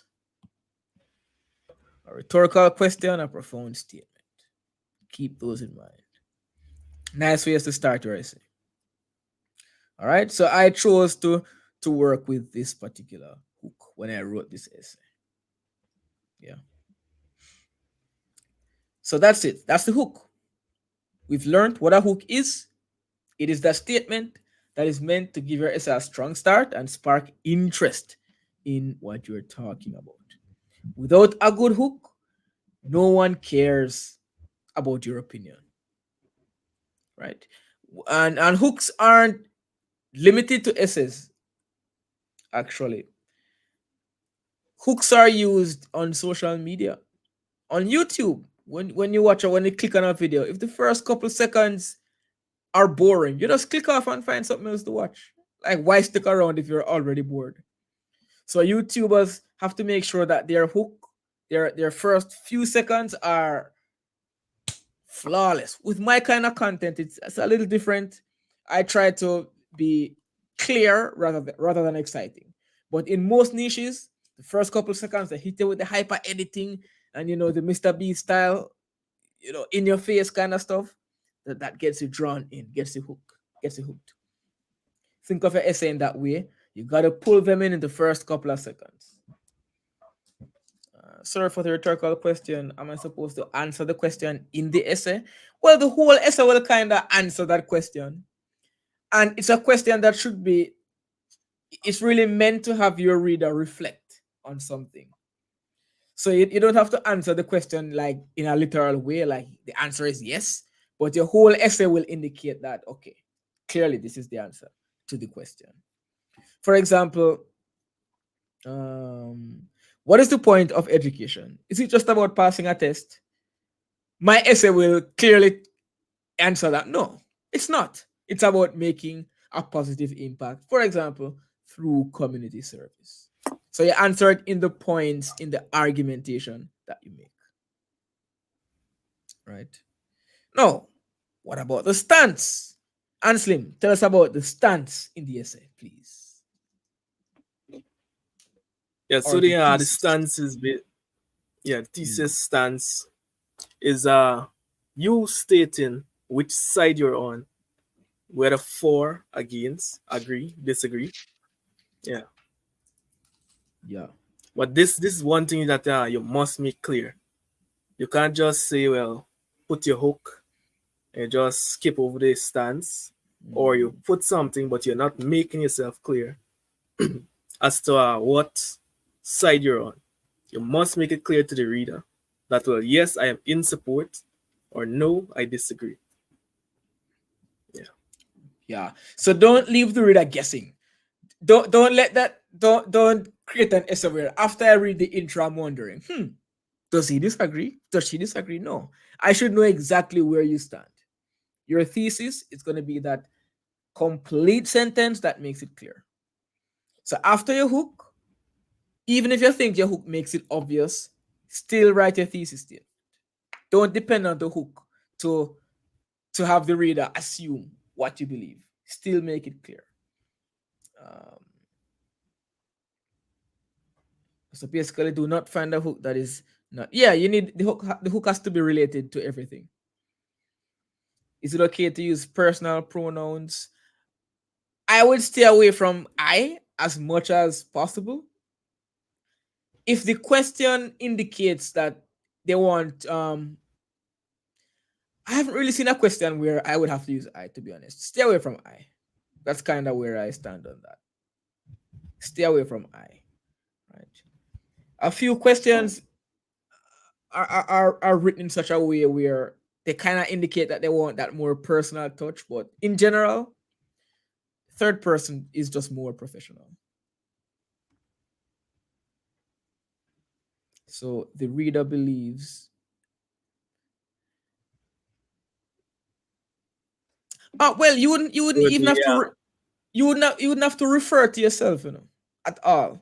You would just state the belief. You wouldn't have to say I believe, or one believes, or he who writes this essay believes. You don't have to refer to yourself at all. Just refer to what you think. You're going to see what I mean in some places. Right? So for example, let's look at this hook. Students should foster the holistic development. I didn't say I believe that students should foster, right? I just tell you what I believe. I don't have to include myself in the sentence at all. And they're going to see my thesis statement in a while, or my stance. This is the stance I chose to work with. Therefore, it is only logical to propose that every secondary school student should be required to engage in community service in order to graduate. It's a very clear sentence telling you what I believe and what my essay will go on to support. Everything else that comes after this will support this idea. And I didn't use I or the writer. I just state what I want to state. Right? So the hook bleeds down into the stance. And guess what? You can't just write a hook, full stop, write a stance without any linking. You have to make sure that there's a nice transition between the hook and the stance. So this is my hook from the highlighted part here is my hook. But look at how I use this little red highlighted part here to blend the hook with the stance. Let me read it all together. School should foster the holistic development of students such that they will be equipped to thrive in and contribute to today's world. Therefore, it is only logical to propose that blah blah blah, my hook, my stance.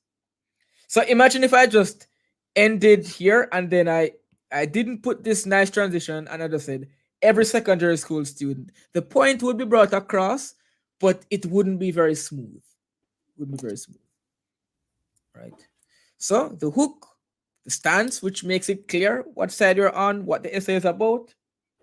And it's not a must, but you may want to just indicate the 3 points that you will discuss in the body of the essay in your intro. I think if your intro is already too long after the hook and the stance, you can just you can leave that out and then just deal with it in the body. But you can include the 3 points to be discussed in the introduction itself. Right? Of course, do not explain anything. Don't start explaining the points. Just tell us what points you will discuss later on. Right? That's really it. That's really it. So this is what the 3 parts would look like now. I'm going to go from hook to the 3 points. School should foster the holistic development of students. Oh man, I'm tired of reading. Anslim, would you do some reading for me, please? Let's give us hook, stance, and the 3 points. Yes, sir.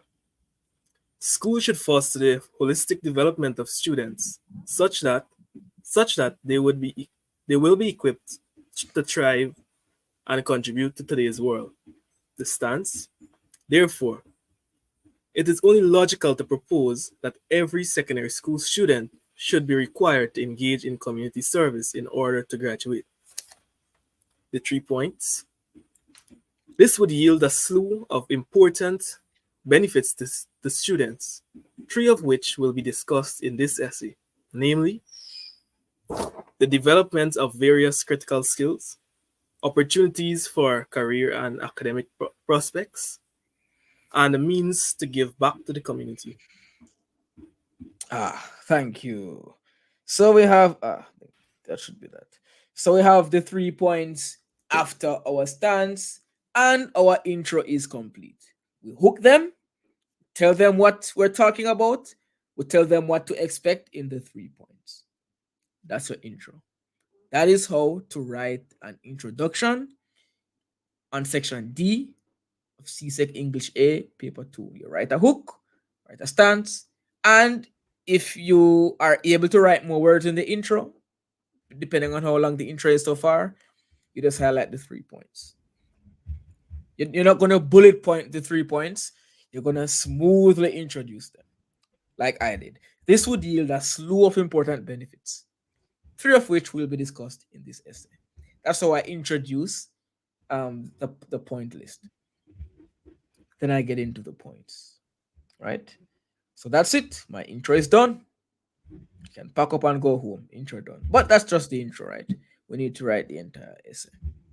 So let's look at the intro as a whole. This is what it actually looks like on paper. This is what it looked like, when I wrote it on stream. Students should foster the holistic development of students. So this is our hook, right? That's our hook. And then I get into my stance. Therefore, it is only logical to propose that every secondary school student should be required to engage in community service in order to graduate. That's what I believe. That's my stance or thesis statement. Then I list the 3 points. This would yield a slew of important benefits to students, 3 of which will be discussed in this essay, namely the development of various, oh no, that's a pen. The development of various critical skills and opportunities for career and the development of various critical skills, opportunities for career and academic prospects, and the means to give back to the community. So point 1, point 2, point 3. And this part here in the purple is just adding a nice transition. Points. Yeah. Let me make this more accurate.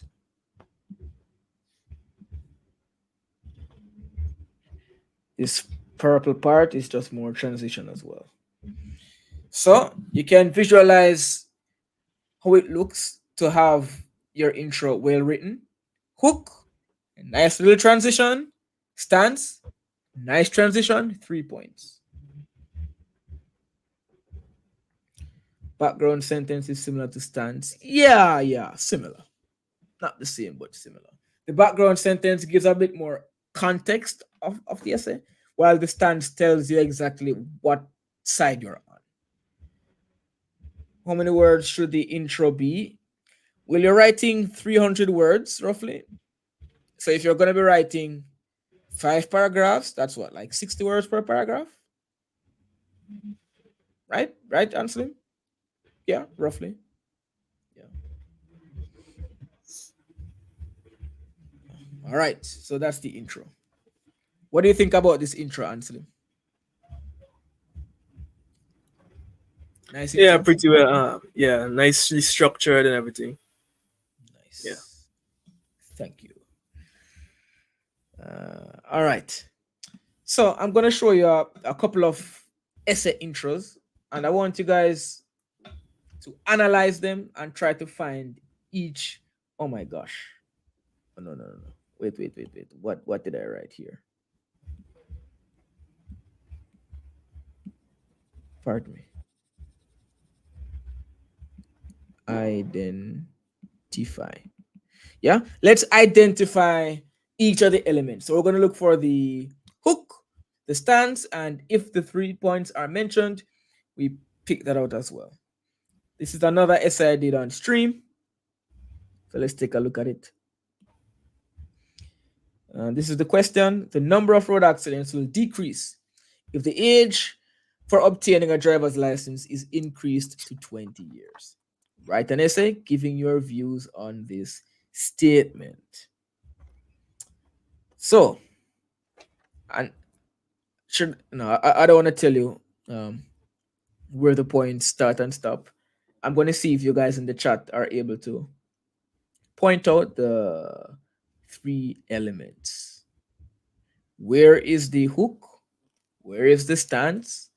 Where are the 3 points? So you can just write hook, and you write like the first word to the last word, or just write out the whole thing if you type fast enough. Yeah.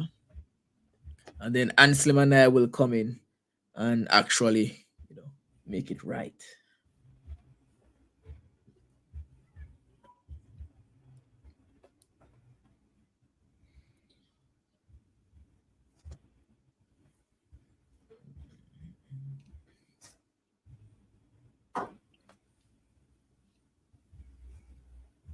All right, we have 2 answers so far. The hook is from Mario Kart to World.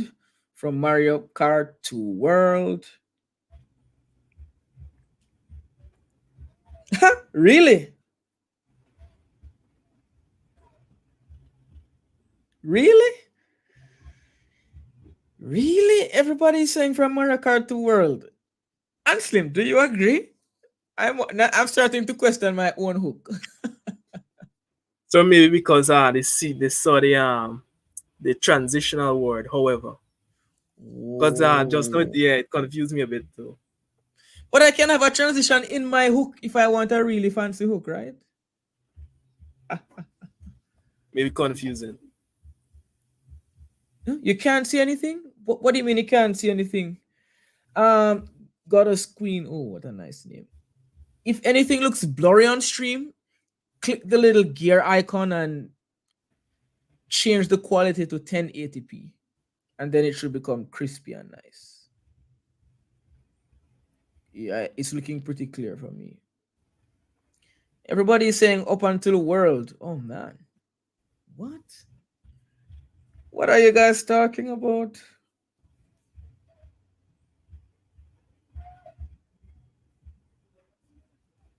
Seriously? No, Anselm, what do you think? I'm getting nervous now. Where does my hook end? I think it ends at devastating. Of course, that's where it ends. I mean, it's a long, fancy hook. So I guess you guys might be thinking, no, where the hook is that long. Yeah? And It's this not one one doesn't have sentence. yeah, this one doesn't have the points, right? Right. So I guess that's the tricky Yeah. part. The hook is long and the 3 points aren't mentioned in the intro.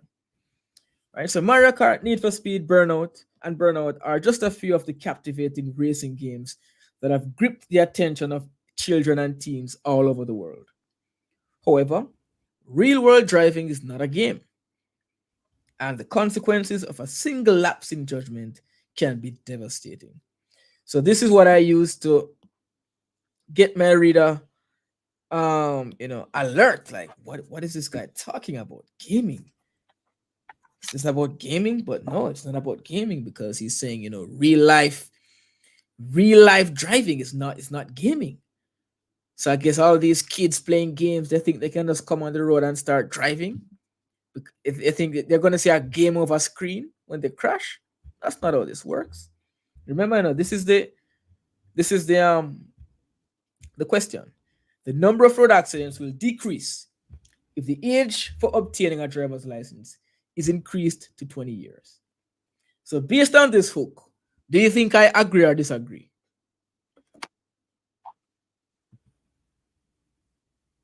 So basically increased from 18 to 20. If we move the driving age from 18 to 20, there will be fewer accidents. Do you think I agree?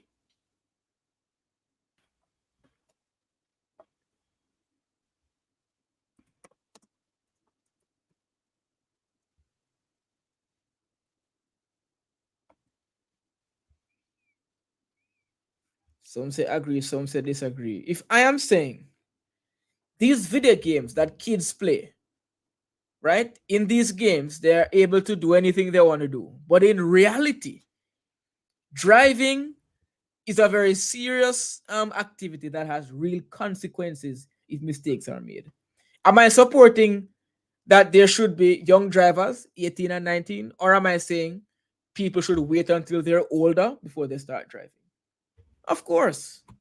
Now you guys are waking up. I am agreeing. I am saying, yeah, 18-year-olds are too young to drive. Their kids.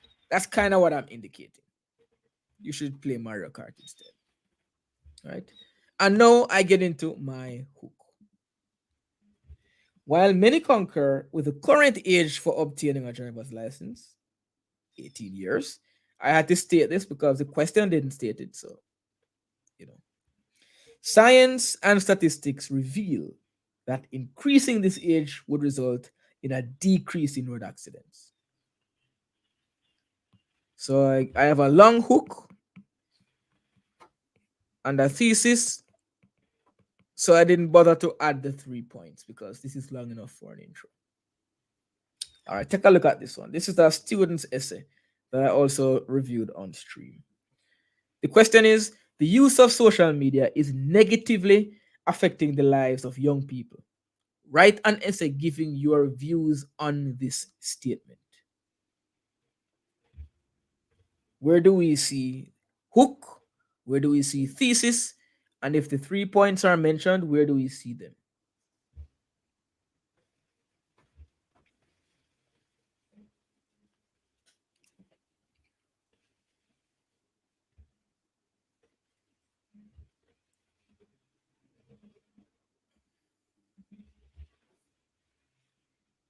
And remember, increase the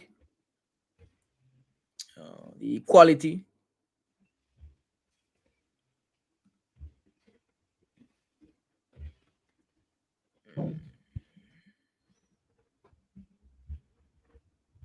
To 1080p if you're having trouble.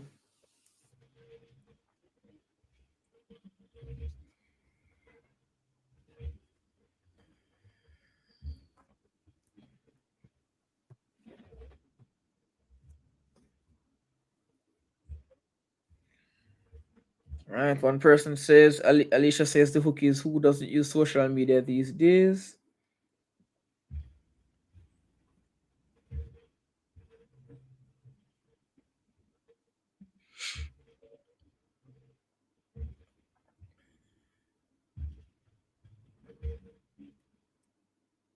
From who to this, from who doesn't to youth.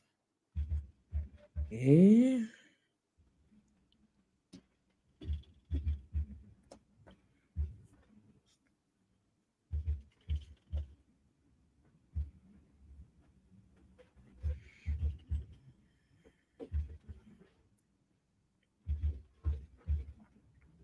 Who doesn't use social media these days? Social media has become the cornerstone of modern communication, especially amongst young people. Given its prevalence, I believe that it is important to ask whether it is at all harmful to our youth. I firmly believe that the social media is negatively. All right, so somebody says it goes on to youth, it goes on to days, goes on to days. Wait till older. I firmly to people is a stance. Oh, there we go. Anslim, what do you think? Where do you think the hook ends? I believe it ends at people. People, right? Who doesn't use social media these days? Nice rhetorical question, getting us to, reflect on the issue. Social media has become the cornerstone of modern communication, especially amongst young people. Given its prevalence, I believe that it is important to ask whether it is at all harmful to our youth. He hasn't stated the stance yet. This student has not yet said, I believe this. I'm on this side. They're just introducing the issue in a very impactful way. And note the hook is kind of long. We have a rhetorical question, and then we have a profound statement. So like a double whammy. And all of this is the hook. We'll go to the thesis. This is where he plainly tells us what he believes. And we have this big hint, right? I firmly believe. That's a giveaway. I firmly believe that social media is negatively impacting the lives of young people. That's what he believes. Now we get into the points. There are many reasons that can be used to support my stance, including but not limited to. So this is like introducing the points. The detrimental effects of social media on the education of young people. That's point one. The plethora of mental disorders associated with social media use. That's point two. And the fact that social media exposes young people to unhealthy habits and idealizes them. Yeah, the expression is a little off there, but that's point three. I will now expand on the aforementioned points. All right. So there's our hook. We have a rhetorical question and a nice statement, gets us involved, gets us interested in what's going to be discussed. Then we have the actual, I believe that ABC. This is what I think. That has to be clear. I can't skip that step. Then the student chose to outline the 3 points that will be discussed in the essay. Right? So,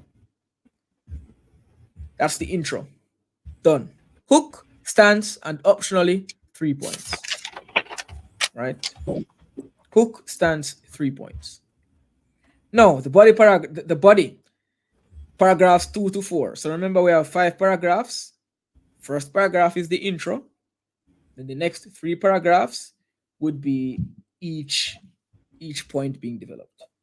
Each point gets its own paragraph. Yeah. In the body of the essay, make sure that you use a variety of persuasive techniques. Right? When you're discussing each point, make sure you use a variety of persuasive techniques. Right? Here are some common ones. The top 3 are very, very important. Very, very important. The top 3. Evidence. You need evidence. You need some kind of appeal to emotion. Allow the reader to feel what you're saying. Right? Engage their minds and also their hearts, their conscience. Get an expert opinion somewhere in the essay. So this isn't just what you're saying, it's what experts are saying. Of course, this is going to be invented by you. Right? Other techniques you can use, the anecdote. An anecdote is basically a short story of somebody or a little mentioning an incident in which somebody experienced something or whatever. Figurative language, using metaphors and analogies and all these nice things to explain points. Jargon, using specific language like scientific language, social media terms to kind of add some credibility. Let CSEC know that you have the vocabulary to fit the topic. Rhetorical question, you know that already. Anselm, what are your favorite devices to use in the body of your essays? Export opinion, given this in most times or definitely with the quotation. And when giving this, you tend to give either from someone a specific name of a person, made up, real, or maybe an organization. But when giving the names of organization, I tend to try to make it as realistic as possible because it can be confusing at times. Yeah. Mm-hmm. Yeah. Anecdote is a good one too. You have a Yeah. little story inside the thing. Mm-hmm. Evidence. Don't overstate the evidence too much. Don't understate either. Don't just say, well, we have evidence that suggests this, and don't give the evidence. Provide the evidence, but ensure you don't go over and beyond. Yeah. Mm-hmm. Yeah. Yeah, the evidence should sound realistic, right? You don't want to say, 99.9% of teenagers who use Facebook die a horrible death. What? That's not realistic at all. That doesn't make sense. So make sure that you kind of temper it down so it sounds like something that could be real. Yeah, that's what you want to do. And someone's asking about the anecdotes. It's just like a mini story or like referencing to a story or a person or an event to help support your point. Yeah. Repetition for emphasis is another one. Yeah. What are some techniques that I might have missed here? I think these are like the top 7 in my book. But what are some other, and I want to hear from the chat as well. What are some other devices that we could employ that could help us to really, argue our points and persuade persons?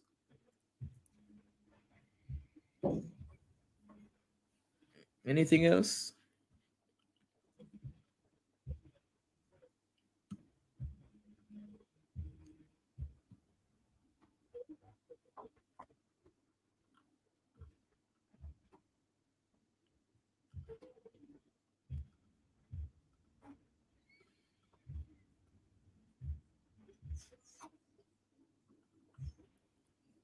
Nothing else.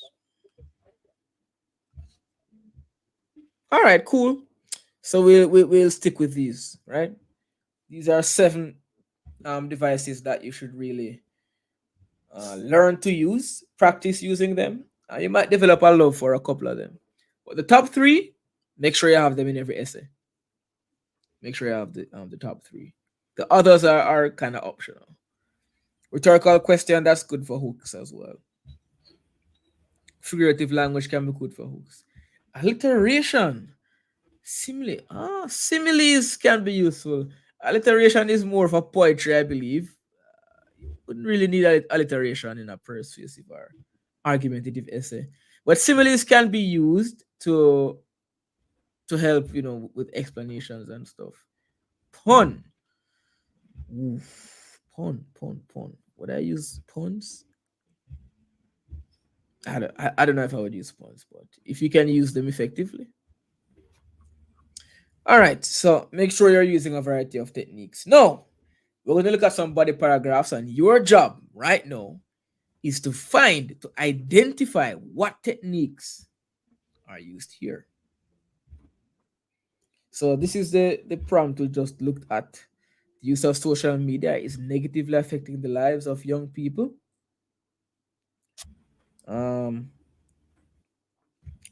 Let's, all right, let me see. Okay, we'll go paragraph by paragraph.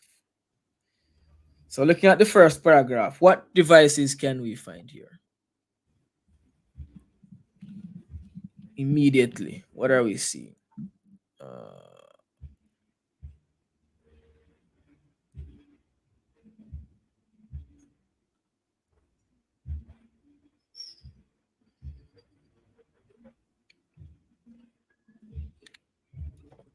Come on, in the chat, let me know, what devices do you see? What persuasive devices do you see so far? Somebody said rhetorical question. Yeah, that's a rhetorical question.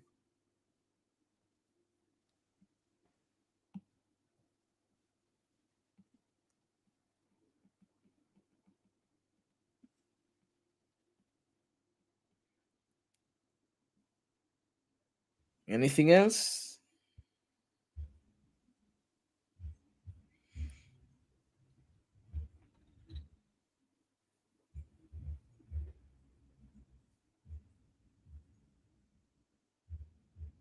Nothing else so far?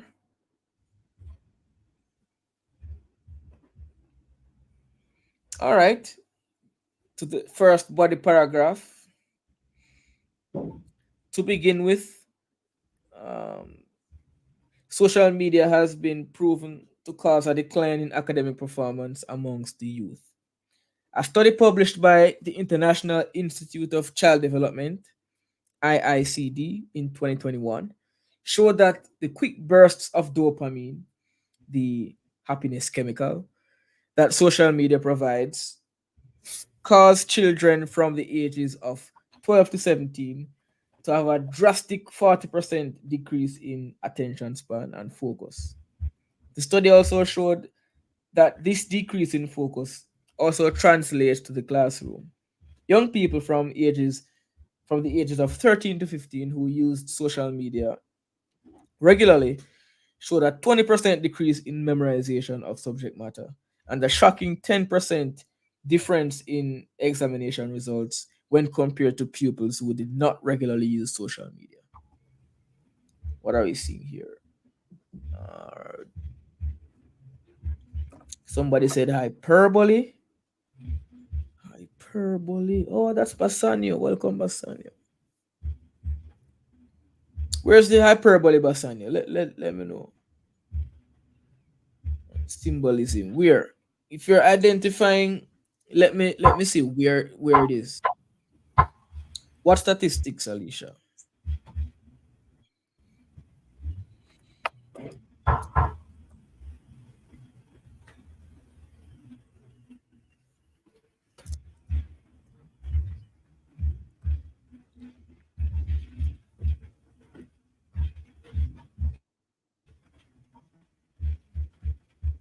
Everybody's saying statistics. So let me start highlighting some statistics.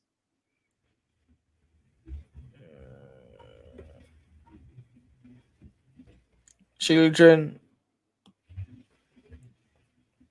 ages 12 to 17 have a drastic 40% decrease in attention span and focus. Young people from ages 13 to 15 showed a 20% decrease. Shocking 10% difference in exam results. So these are all statistics, 3 different uses of statistics.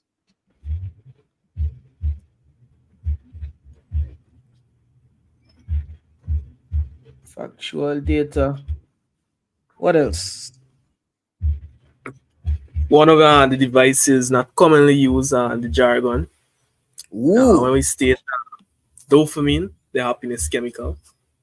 nice. We got the dopamine and we got the explanation of it, you know, the happiness chemical, the definition. So jargon, using a word that's, you know, kind of specific to the field. Very good. What else? Anything else, Anslim?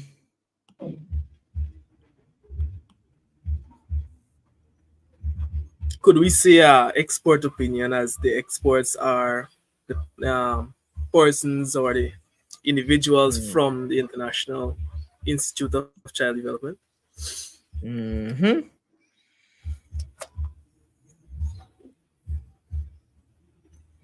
Yeah. So we have experts being mentioned. It's not really an opinion, right? It's kind of evidence brought forth by experts. But the mentioning of the experts is definitely a good device. So let's just call this experts. And what do you think about this particular reference of the experts, Anslim? What do you think about it? Yeah, it would make the reader more. It would make this paragraph and the entire argument stronger, as this institution or these experts are seen as trusted, and this helps to support the entire argument. These persons, we trust them. They give us this. They are renowned. Yeah. Yeah. Credibility. So I'm not just telling you what I think. I'm telling you what the Yes. experts Yeah. have found. Yeah, and look at this. Look at the name. International Institute of Child Development. That's a wonderful name. That sounds real. Yeah. In 2021, telling us when the study happened. So that's a bit more credibility as well. Yeah. Somebody said explain jargon. Jargon is just using terminologies that are kind of more specific to the topic or the field. For example, dopamine isn't a regular everyday word, right? It's a word that's kind of, you know, it's impressive because it's a scientific term. Let's put it that way. It's a scientific term. So words that have words that aren't like regular average words that are really connected to a specific field, or words that only people who know about that topic would relate to. Those are jargons. For example, if I'm talking about chess, I might use words that the average person who doesn't play chess just wouldn't know. I might say en passant. I say, what? I don't know that. That chess term. I might say castling. You have no idea what is castling. People who know chess would know what castling is. You know, I might say checkmate, but you know, most persons might know checkmate even if they don't play chess. Yeah.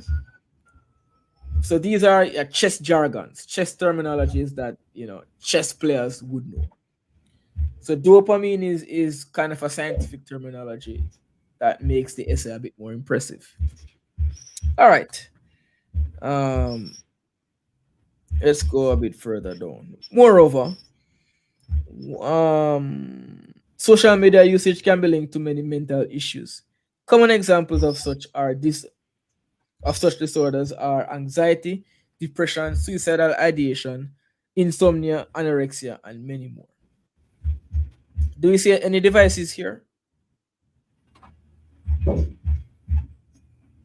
Anything in this little sentence?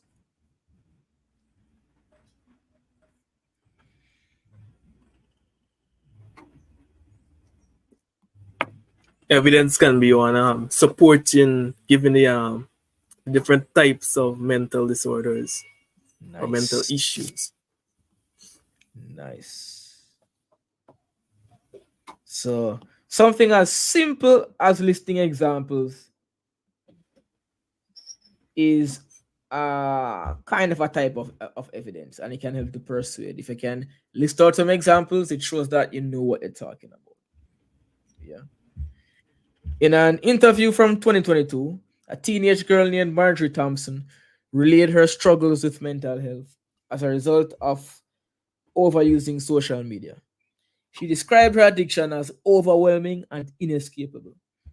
She also described her battle with anorexia, and is quoted as saying, I would always scroll on Instagram and see all the pretty models, and I would feel less than. So I stopped eating to get skinnier, but it was never enough. Is social media really worth the mental anguish it inflicts on our young people? All right, what do we see here? We see a number of devices working together.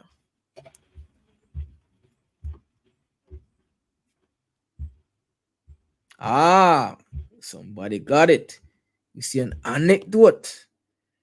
In an interview from 2022, a teenage girl named Marjorie Thomas relayed her struggles. Right? This is all an anecdote.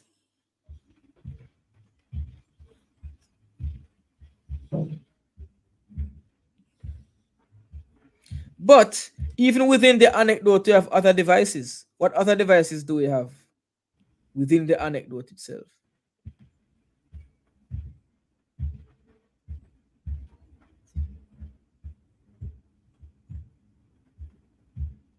Hmm?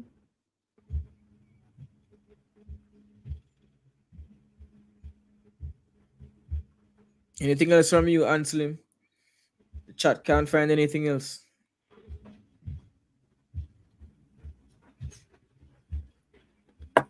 They are quotes, I believe. Nice. Direct quotes.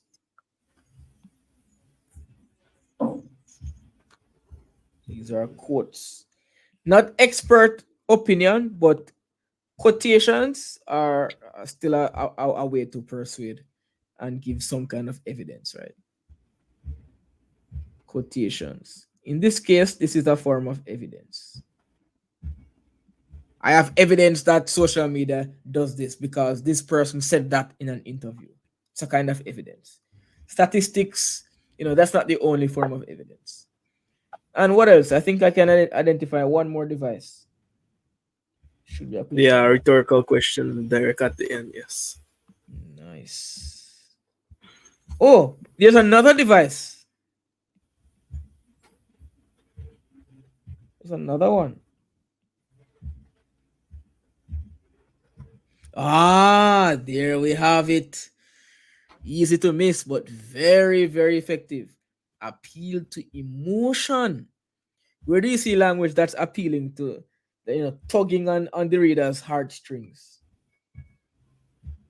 In fact, this whole paragraph, especially at the end, the rhetorical question, right? So this whole thing, appeal to emotion. So it's not a case where you're gonna try to use one device per paragraph, right? You can mix and blend a number of devices to come up with very effective paragraphs, memorable paragraphs. All right, let's continue.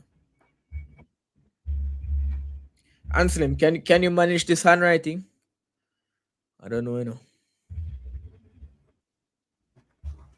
Pardon the just taking up a bit here. Now I'm asking if you can manage to read this penmanship here. It looks almost as bad as mine. I can If you try. can, all right, try. Let's see what happens. Finally, social media influences young people to partake in unhealthy practices and lifestyles. Let's talk about vaping. It has become the new epidemic facing schools across the world. This matter is not aided by the prevalence of vape culture on social media. An anonymous, what is that? Survey. So what's that word? Survey. An anonymous survey done by the Pediatric Drug Use Administration (PDUA) showed that 70% of teens aged 13 to 18 have used a vape, and that a shocking 50% of those respondents Had vaped repeatedly. had vaped repeatedly. Mm. Concerningly, about 80% of these of those who said they had vaped cons- constantly, I think, had said they Consistently. Consistently. Mm. consistently had said they first heard of vaping on social media sites. This is not an isolated issue. Social media has allowed unhealthy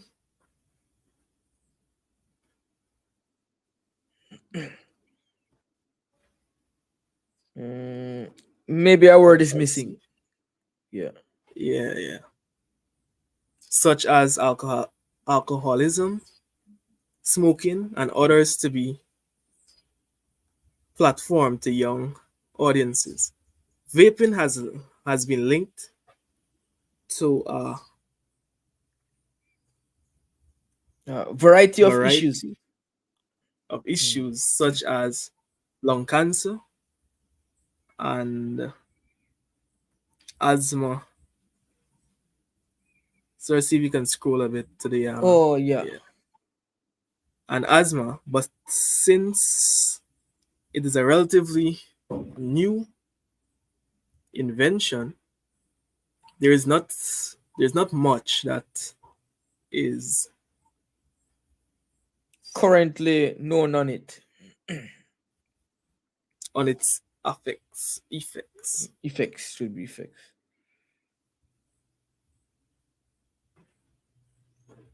This no, this From here,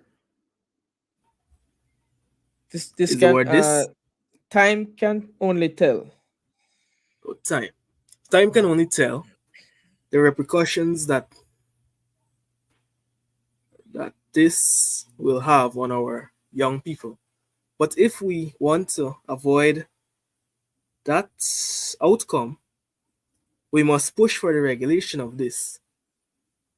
Such Content. content on social media sites. All right. Oh, rough paragraph to read. But there's a lot going on in terms of devices. What can we see here? What can we identify?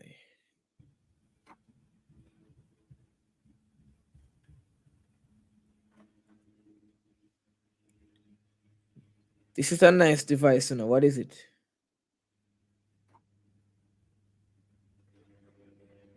It has become the epidemic facing schools across the world.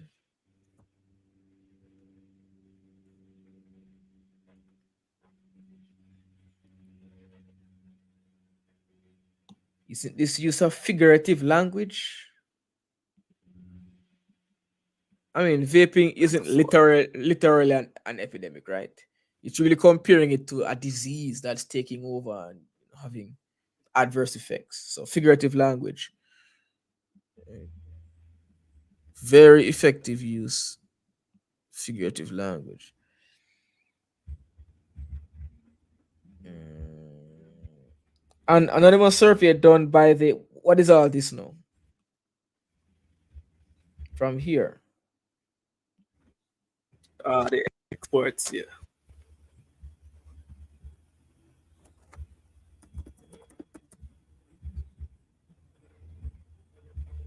Yeah, we have, and I'm seeing in the chat as well, these types of evidence.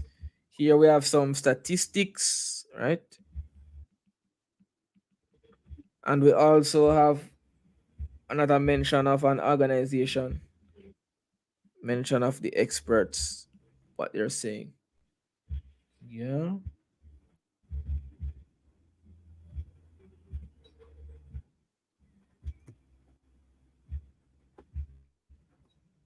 We have to, and down here we see some emotional appeal and what we should do to avoid the outcome. Yeah. All right. Ansley, more pressure, please. Run the last paragraph for us. Let's see if we can see if there are any other devices here. To conclude, social media has been shown to be detrimental to the lives of our youth. It hinders the educational development, mental well-being, and physical health of young people. As a result of this, I believe social media sites should be placed under restrictions, or restrictions is cancelled out here. More I stringent believe social restrictions. media I believe social media sites should be placed under more stringent restrictions of what can appear on the platforms. If we want to see changes on this issue, we must petition to our policymakers and our legislative representatives. So, any new devices here in the conclusion? We'll soon get to how to write a good conclusion, but we're looking at devices for now.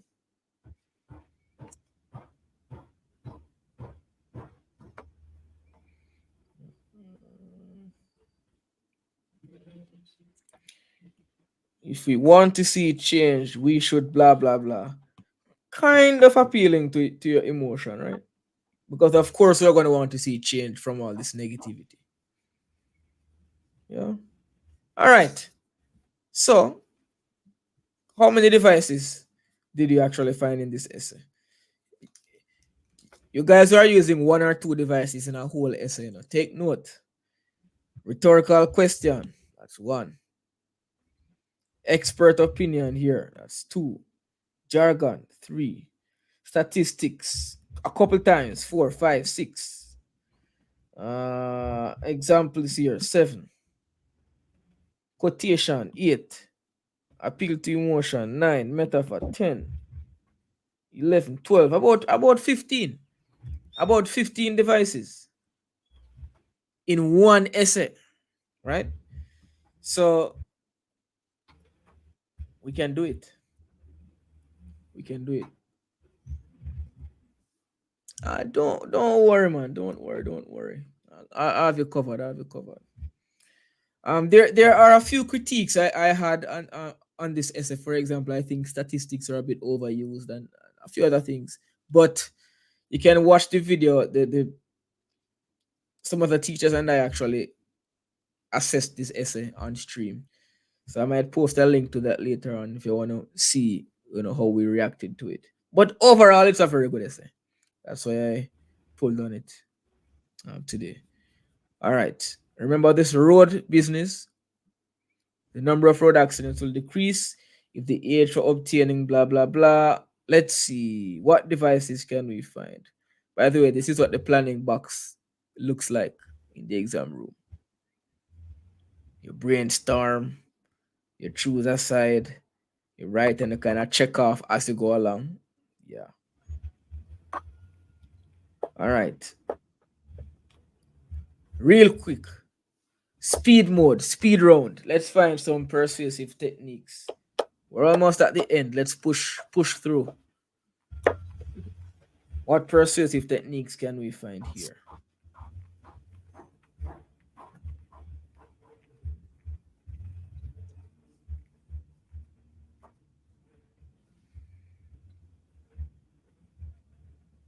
All right. Since you guys are kind of slowing down, I'll highlight and you tell me what device. All right.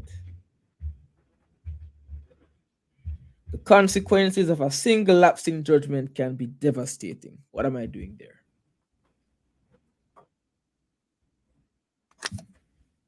Hmm?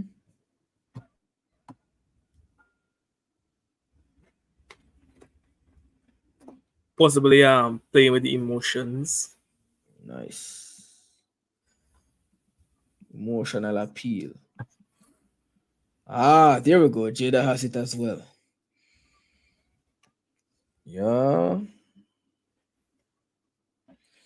The first and most obvious reason, it's a matter of simple mathematics. Fewer drivers equals fewer accidents. This is actually another device, one that we don't really talk about.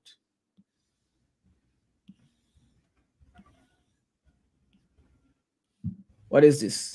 It's appeal to something. But what am I appealing to? Not emotion, but something else.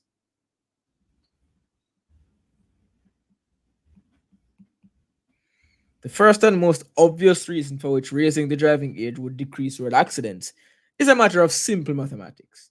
Fewer drivers equals fewer accidents. Appeal to logic.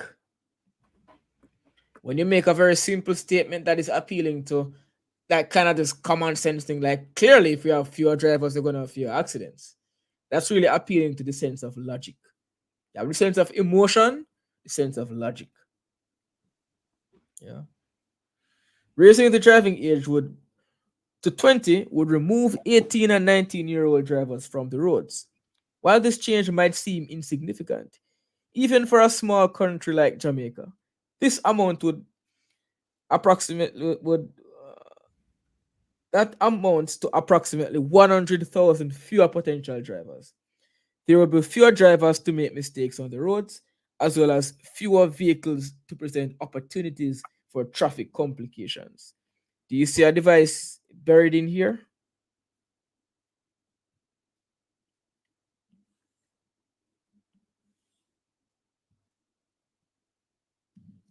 What is this?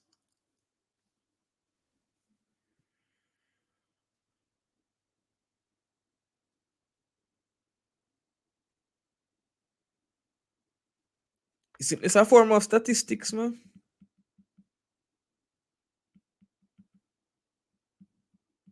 Evidence.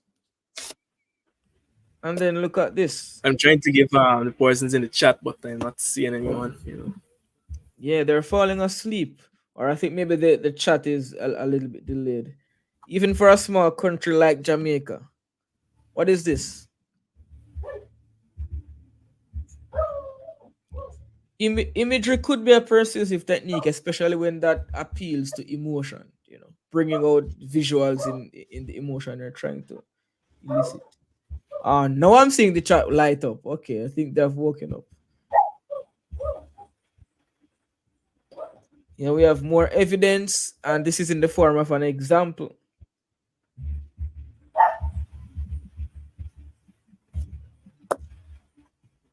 Yeah. The second reason for increasing the age is a matter of commonly accepted scientific fact. Human beings mature as they age. While there are some children that might be more mentally mature than some adults, in general, persons become more cautious and thoughtful as they age. Considering this, the age increase would lead to a lower percentage of reckless and boundary pushing drivers, naturally leading to fewer accidents. All right. Let me skip through a couple other things with statistics here. All right. At the end, we have a bit of a appeal to emotion. All right. Cool. Cool. I won't go through the third essay here because I want us to push through, right? No, another thing that you have to keep in mind when writing the body paragraphs, especially. So, the first big thing to keep in mind would be make sure you're including those persuasive and argumentative devices. The second big thing to keep in mind, transitional words and phrases. You need these. You need these. These connect the ideas, they make it clear what the relationship between A and B is. Right? There are many different types of transitional words and phrases depending on what you want them to do. Some can emphasize, kind of make a point sound stronger. Indeed, truly, of course, certainly, surely, bringing emphasis to something. Some of them can show consequence. Something is, causing something else. Therefore, as a result, hence, consequently. Some transitional words and phrases can illustrate or show examples. For example, for instance, namely, you can add points and use transitions. And in addition to, furthermore, moreover, showing contrast, opposites, however, nevertheless, similarity, similarly, likewise. So you want to make sure you're using a nice variety of transitions in your essay to get the points flowing smoothly. So final thing before we look at the conclusions and call it a day, let's look at these body paragraphs and try to identify some transitional words and phrases. We're kind of getting close to the end time, so I can't go too deeply on transitional words and phrases, but I have 4 or 5 videos on the channel that deal with that. So check that out if it's something that you're kind of weak on. All right, so let's look back on the same essays, and this time we're looking for transitions. So really, really speedy. What are some transitions that we see here? Transitional words and sentences.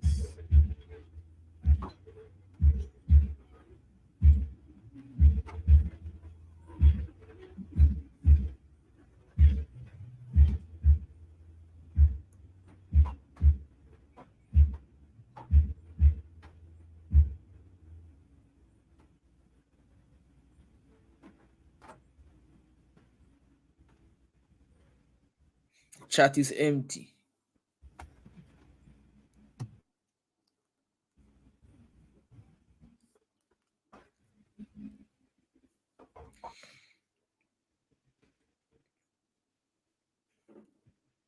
Hmm.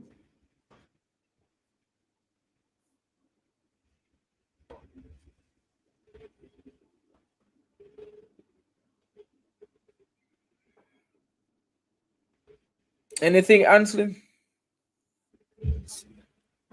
So maybe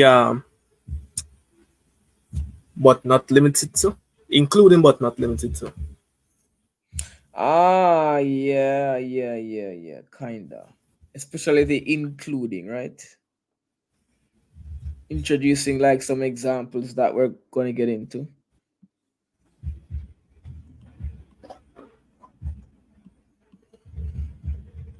Somebody said weather. Where's that weather?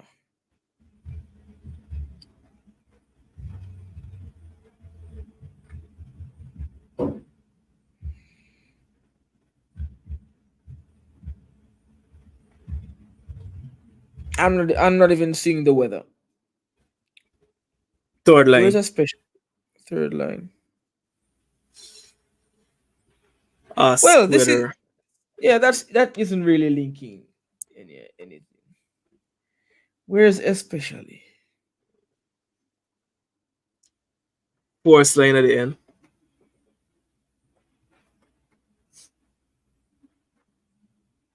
Fourth line at the end. Forced. First line at the end. Ah, yeah. Specifically, young people. Yeah. All right, cool. What else do we see down here? Transitions.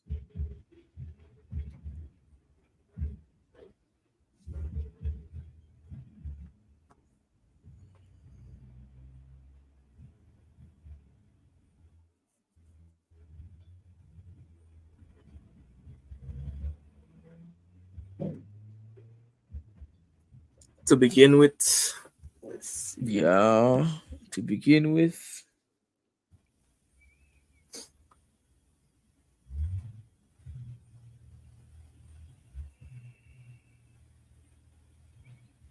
The study also showed, adding another piece of example. Someone said, moreover, where is that moreover? Oh yeah. All right. Let me know if I'm missing anything, guys.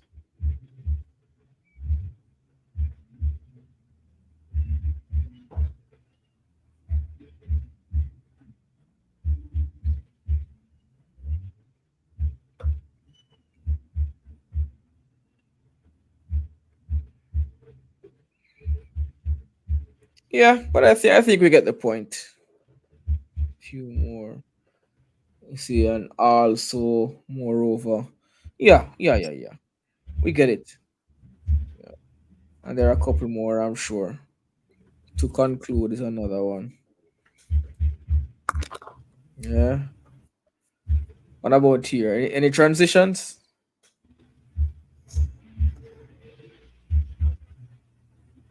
however, while Nice. first and most,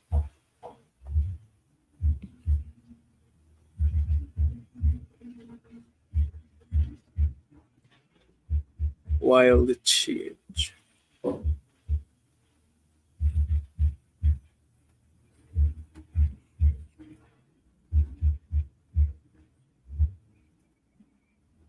In the chat, someone says finally.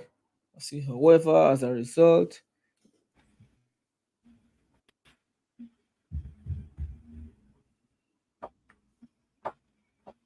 Yeah.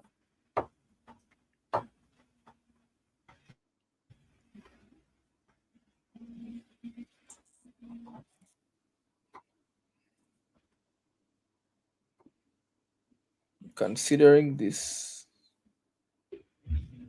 finally.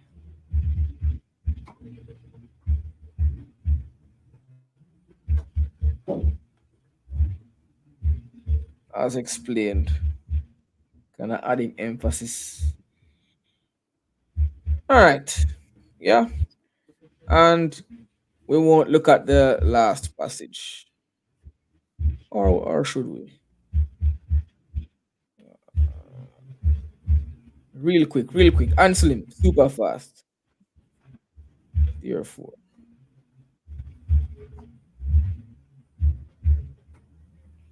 I'm just To circling begin whatever with, I see.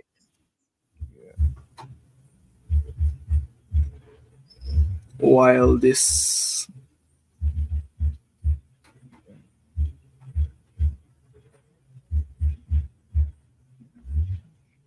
As something, they will blah blah blah, showing that two things are happening simultaneously. Yeah. In fact, for emphasis, finally. Yeah. So your essay should have a couple of these. A couple of these, right? Within paragraphs and between paragraphs. So basically, that's the introduction done, the body done, and your conclusion. What is your conclusion supposed to do? The conclusion is supposed to do three things, potentially. One, you restate your stance or your thesis. Tell us again what you really believe. Two, summarize the points that your essay went into. And optionally, you can add a call to action or an appeal. This is what you can do about the issue. Let us do this about this issue. Why don't we do that? You should think that. It's like just a final call to action, a final appeal, related to the issue. So finally, we'll look at the conclusions to see what they do. All right, let's look at this guy's conclusion. Right. To conclude, social media has shown to be detrimental to the lives of the youth. So the thesis is restated. Well, the thesis isn't quite restated yet until here. It hinders the educational development. The points are being restated. Mental well-being and physical blah blah blah. Restate the points.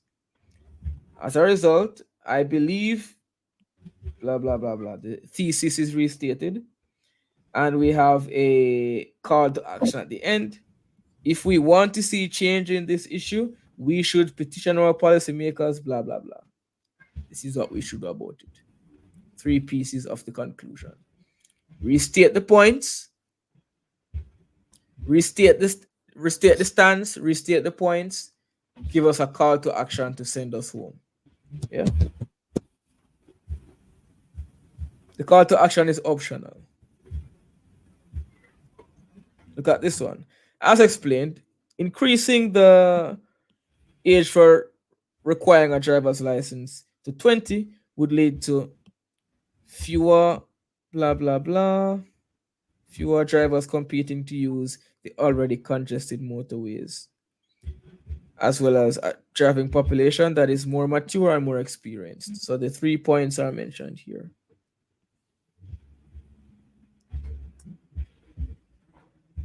It lead to that.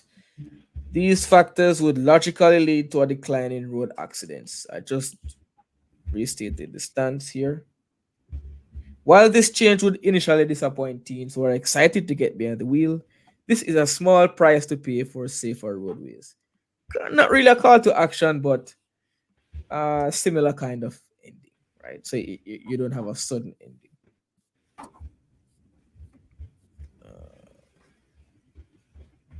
Look at this final conclusion.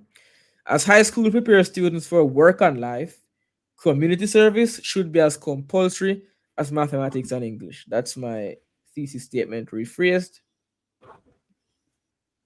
That's my thesis statement in a different way. The personal and professional development fostered, the career and educational opportunity prospects gained, and the opportunity to make a positive impact on one's environment. These are the 3 points I would have discussed in the essay. Are only 3 of the numerous factors that support this decision. And I didn't have a call to action here, which is fine. All right. Hopefully you kind of get a picture, although I rushed through, a picture of what a conclusion can look like. Yeah. And sorry, but we're not going to really review anything, but I just want to let you know that you should have another 5 minutes left if you've been using your time wisely, efficiently, to review your essay. Take a screenshot of this because you're going to need to review your essay like this before you call it a day. Make sure your stance is clear, right? Make sure your points are clearly stated and well explained, supported by evidence and strong arguments, good flow with the paragraphs, variety of persuasive techniques used, no contradictions, no errors. Double check your essay, and that's where I will leave it. Happy writing. Happy writing. Yeah. Obviously, we didn't go into great detail with every piece of the journey, but hopefully the overview would have made it a bit clearer, what the expectation is, what an essay is supposed to look like, what some techniques are that you can use, what some transitional phrases are that you can use, how you can plan your essay and think about points for and against. Yeah, as you can see with the scrolling, we covered quite a bit in about 3 hours. Yeah. And Slim, thank you so much for sticking it out to the end. Just like everybody else, we still have 106 persons on stream, so most of you guys actually stuck it out, and hopefully you benefited greatly. Hopefully something is clearer, and you might, be more confident writing essays. And Slim, any final words to those viewing? Yeah, Or thanks additional for tips? having Yeah, thanks for having me on. Great. I'll be on back with a few other of my colleagues, classmates, lesson mates, yeah, this afternoon Mm-hmm. as we review more. It was great being here. Definitely take these suggestions that Sora give and that I give too. It'll help you greatly in the exam. It'll help me too because I never really liked this type of writing. But as I looked at the videos that Sora actually made, that's what got me into actually enjoying this type of writing. Then eventually I joined his classes. Yeah. Yeah, nice, nice, nice. So yeah, guys, get some rest and gear up because we're back at it this evening. This evening will be even bigger, you know. If you thought if you thought this was it, we're just getting warm. We're just getting started because as Anslim said, a few more of my top students will be joining and we will be seeing some sample essays that they would have written. So these are essays. Two of these essays I wrote. The other one was from a past student that I reviewed prior in a prior stream.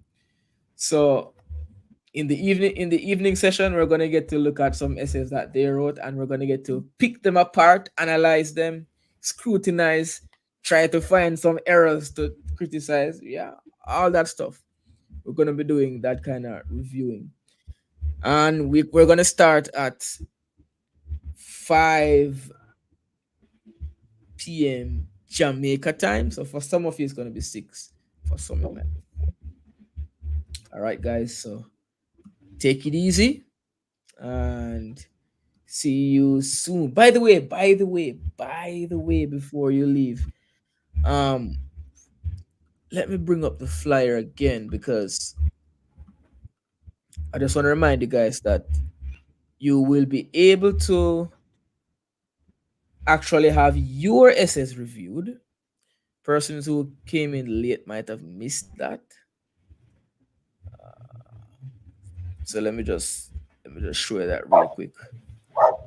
We're crunching on to 3 hours now, so we're wrapping up. So on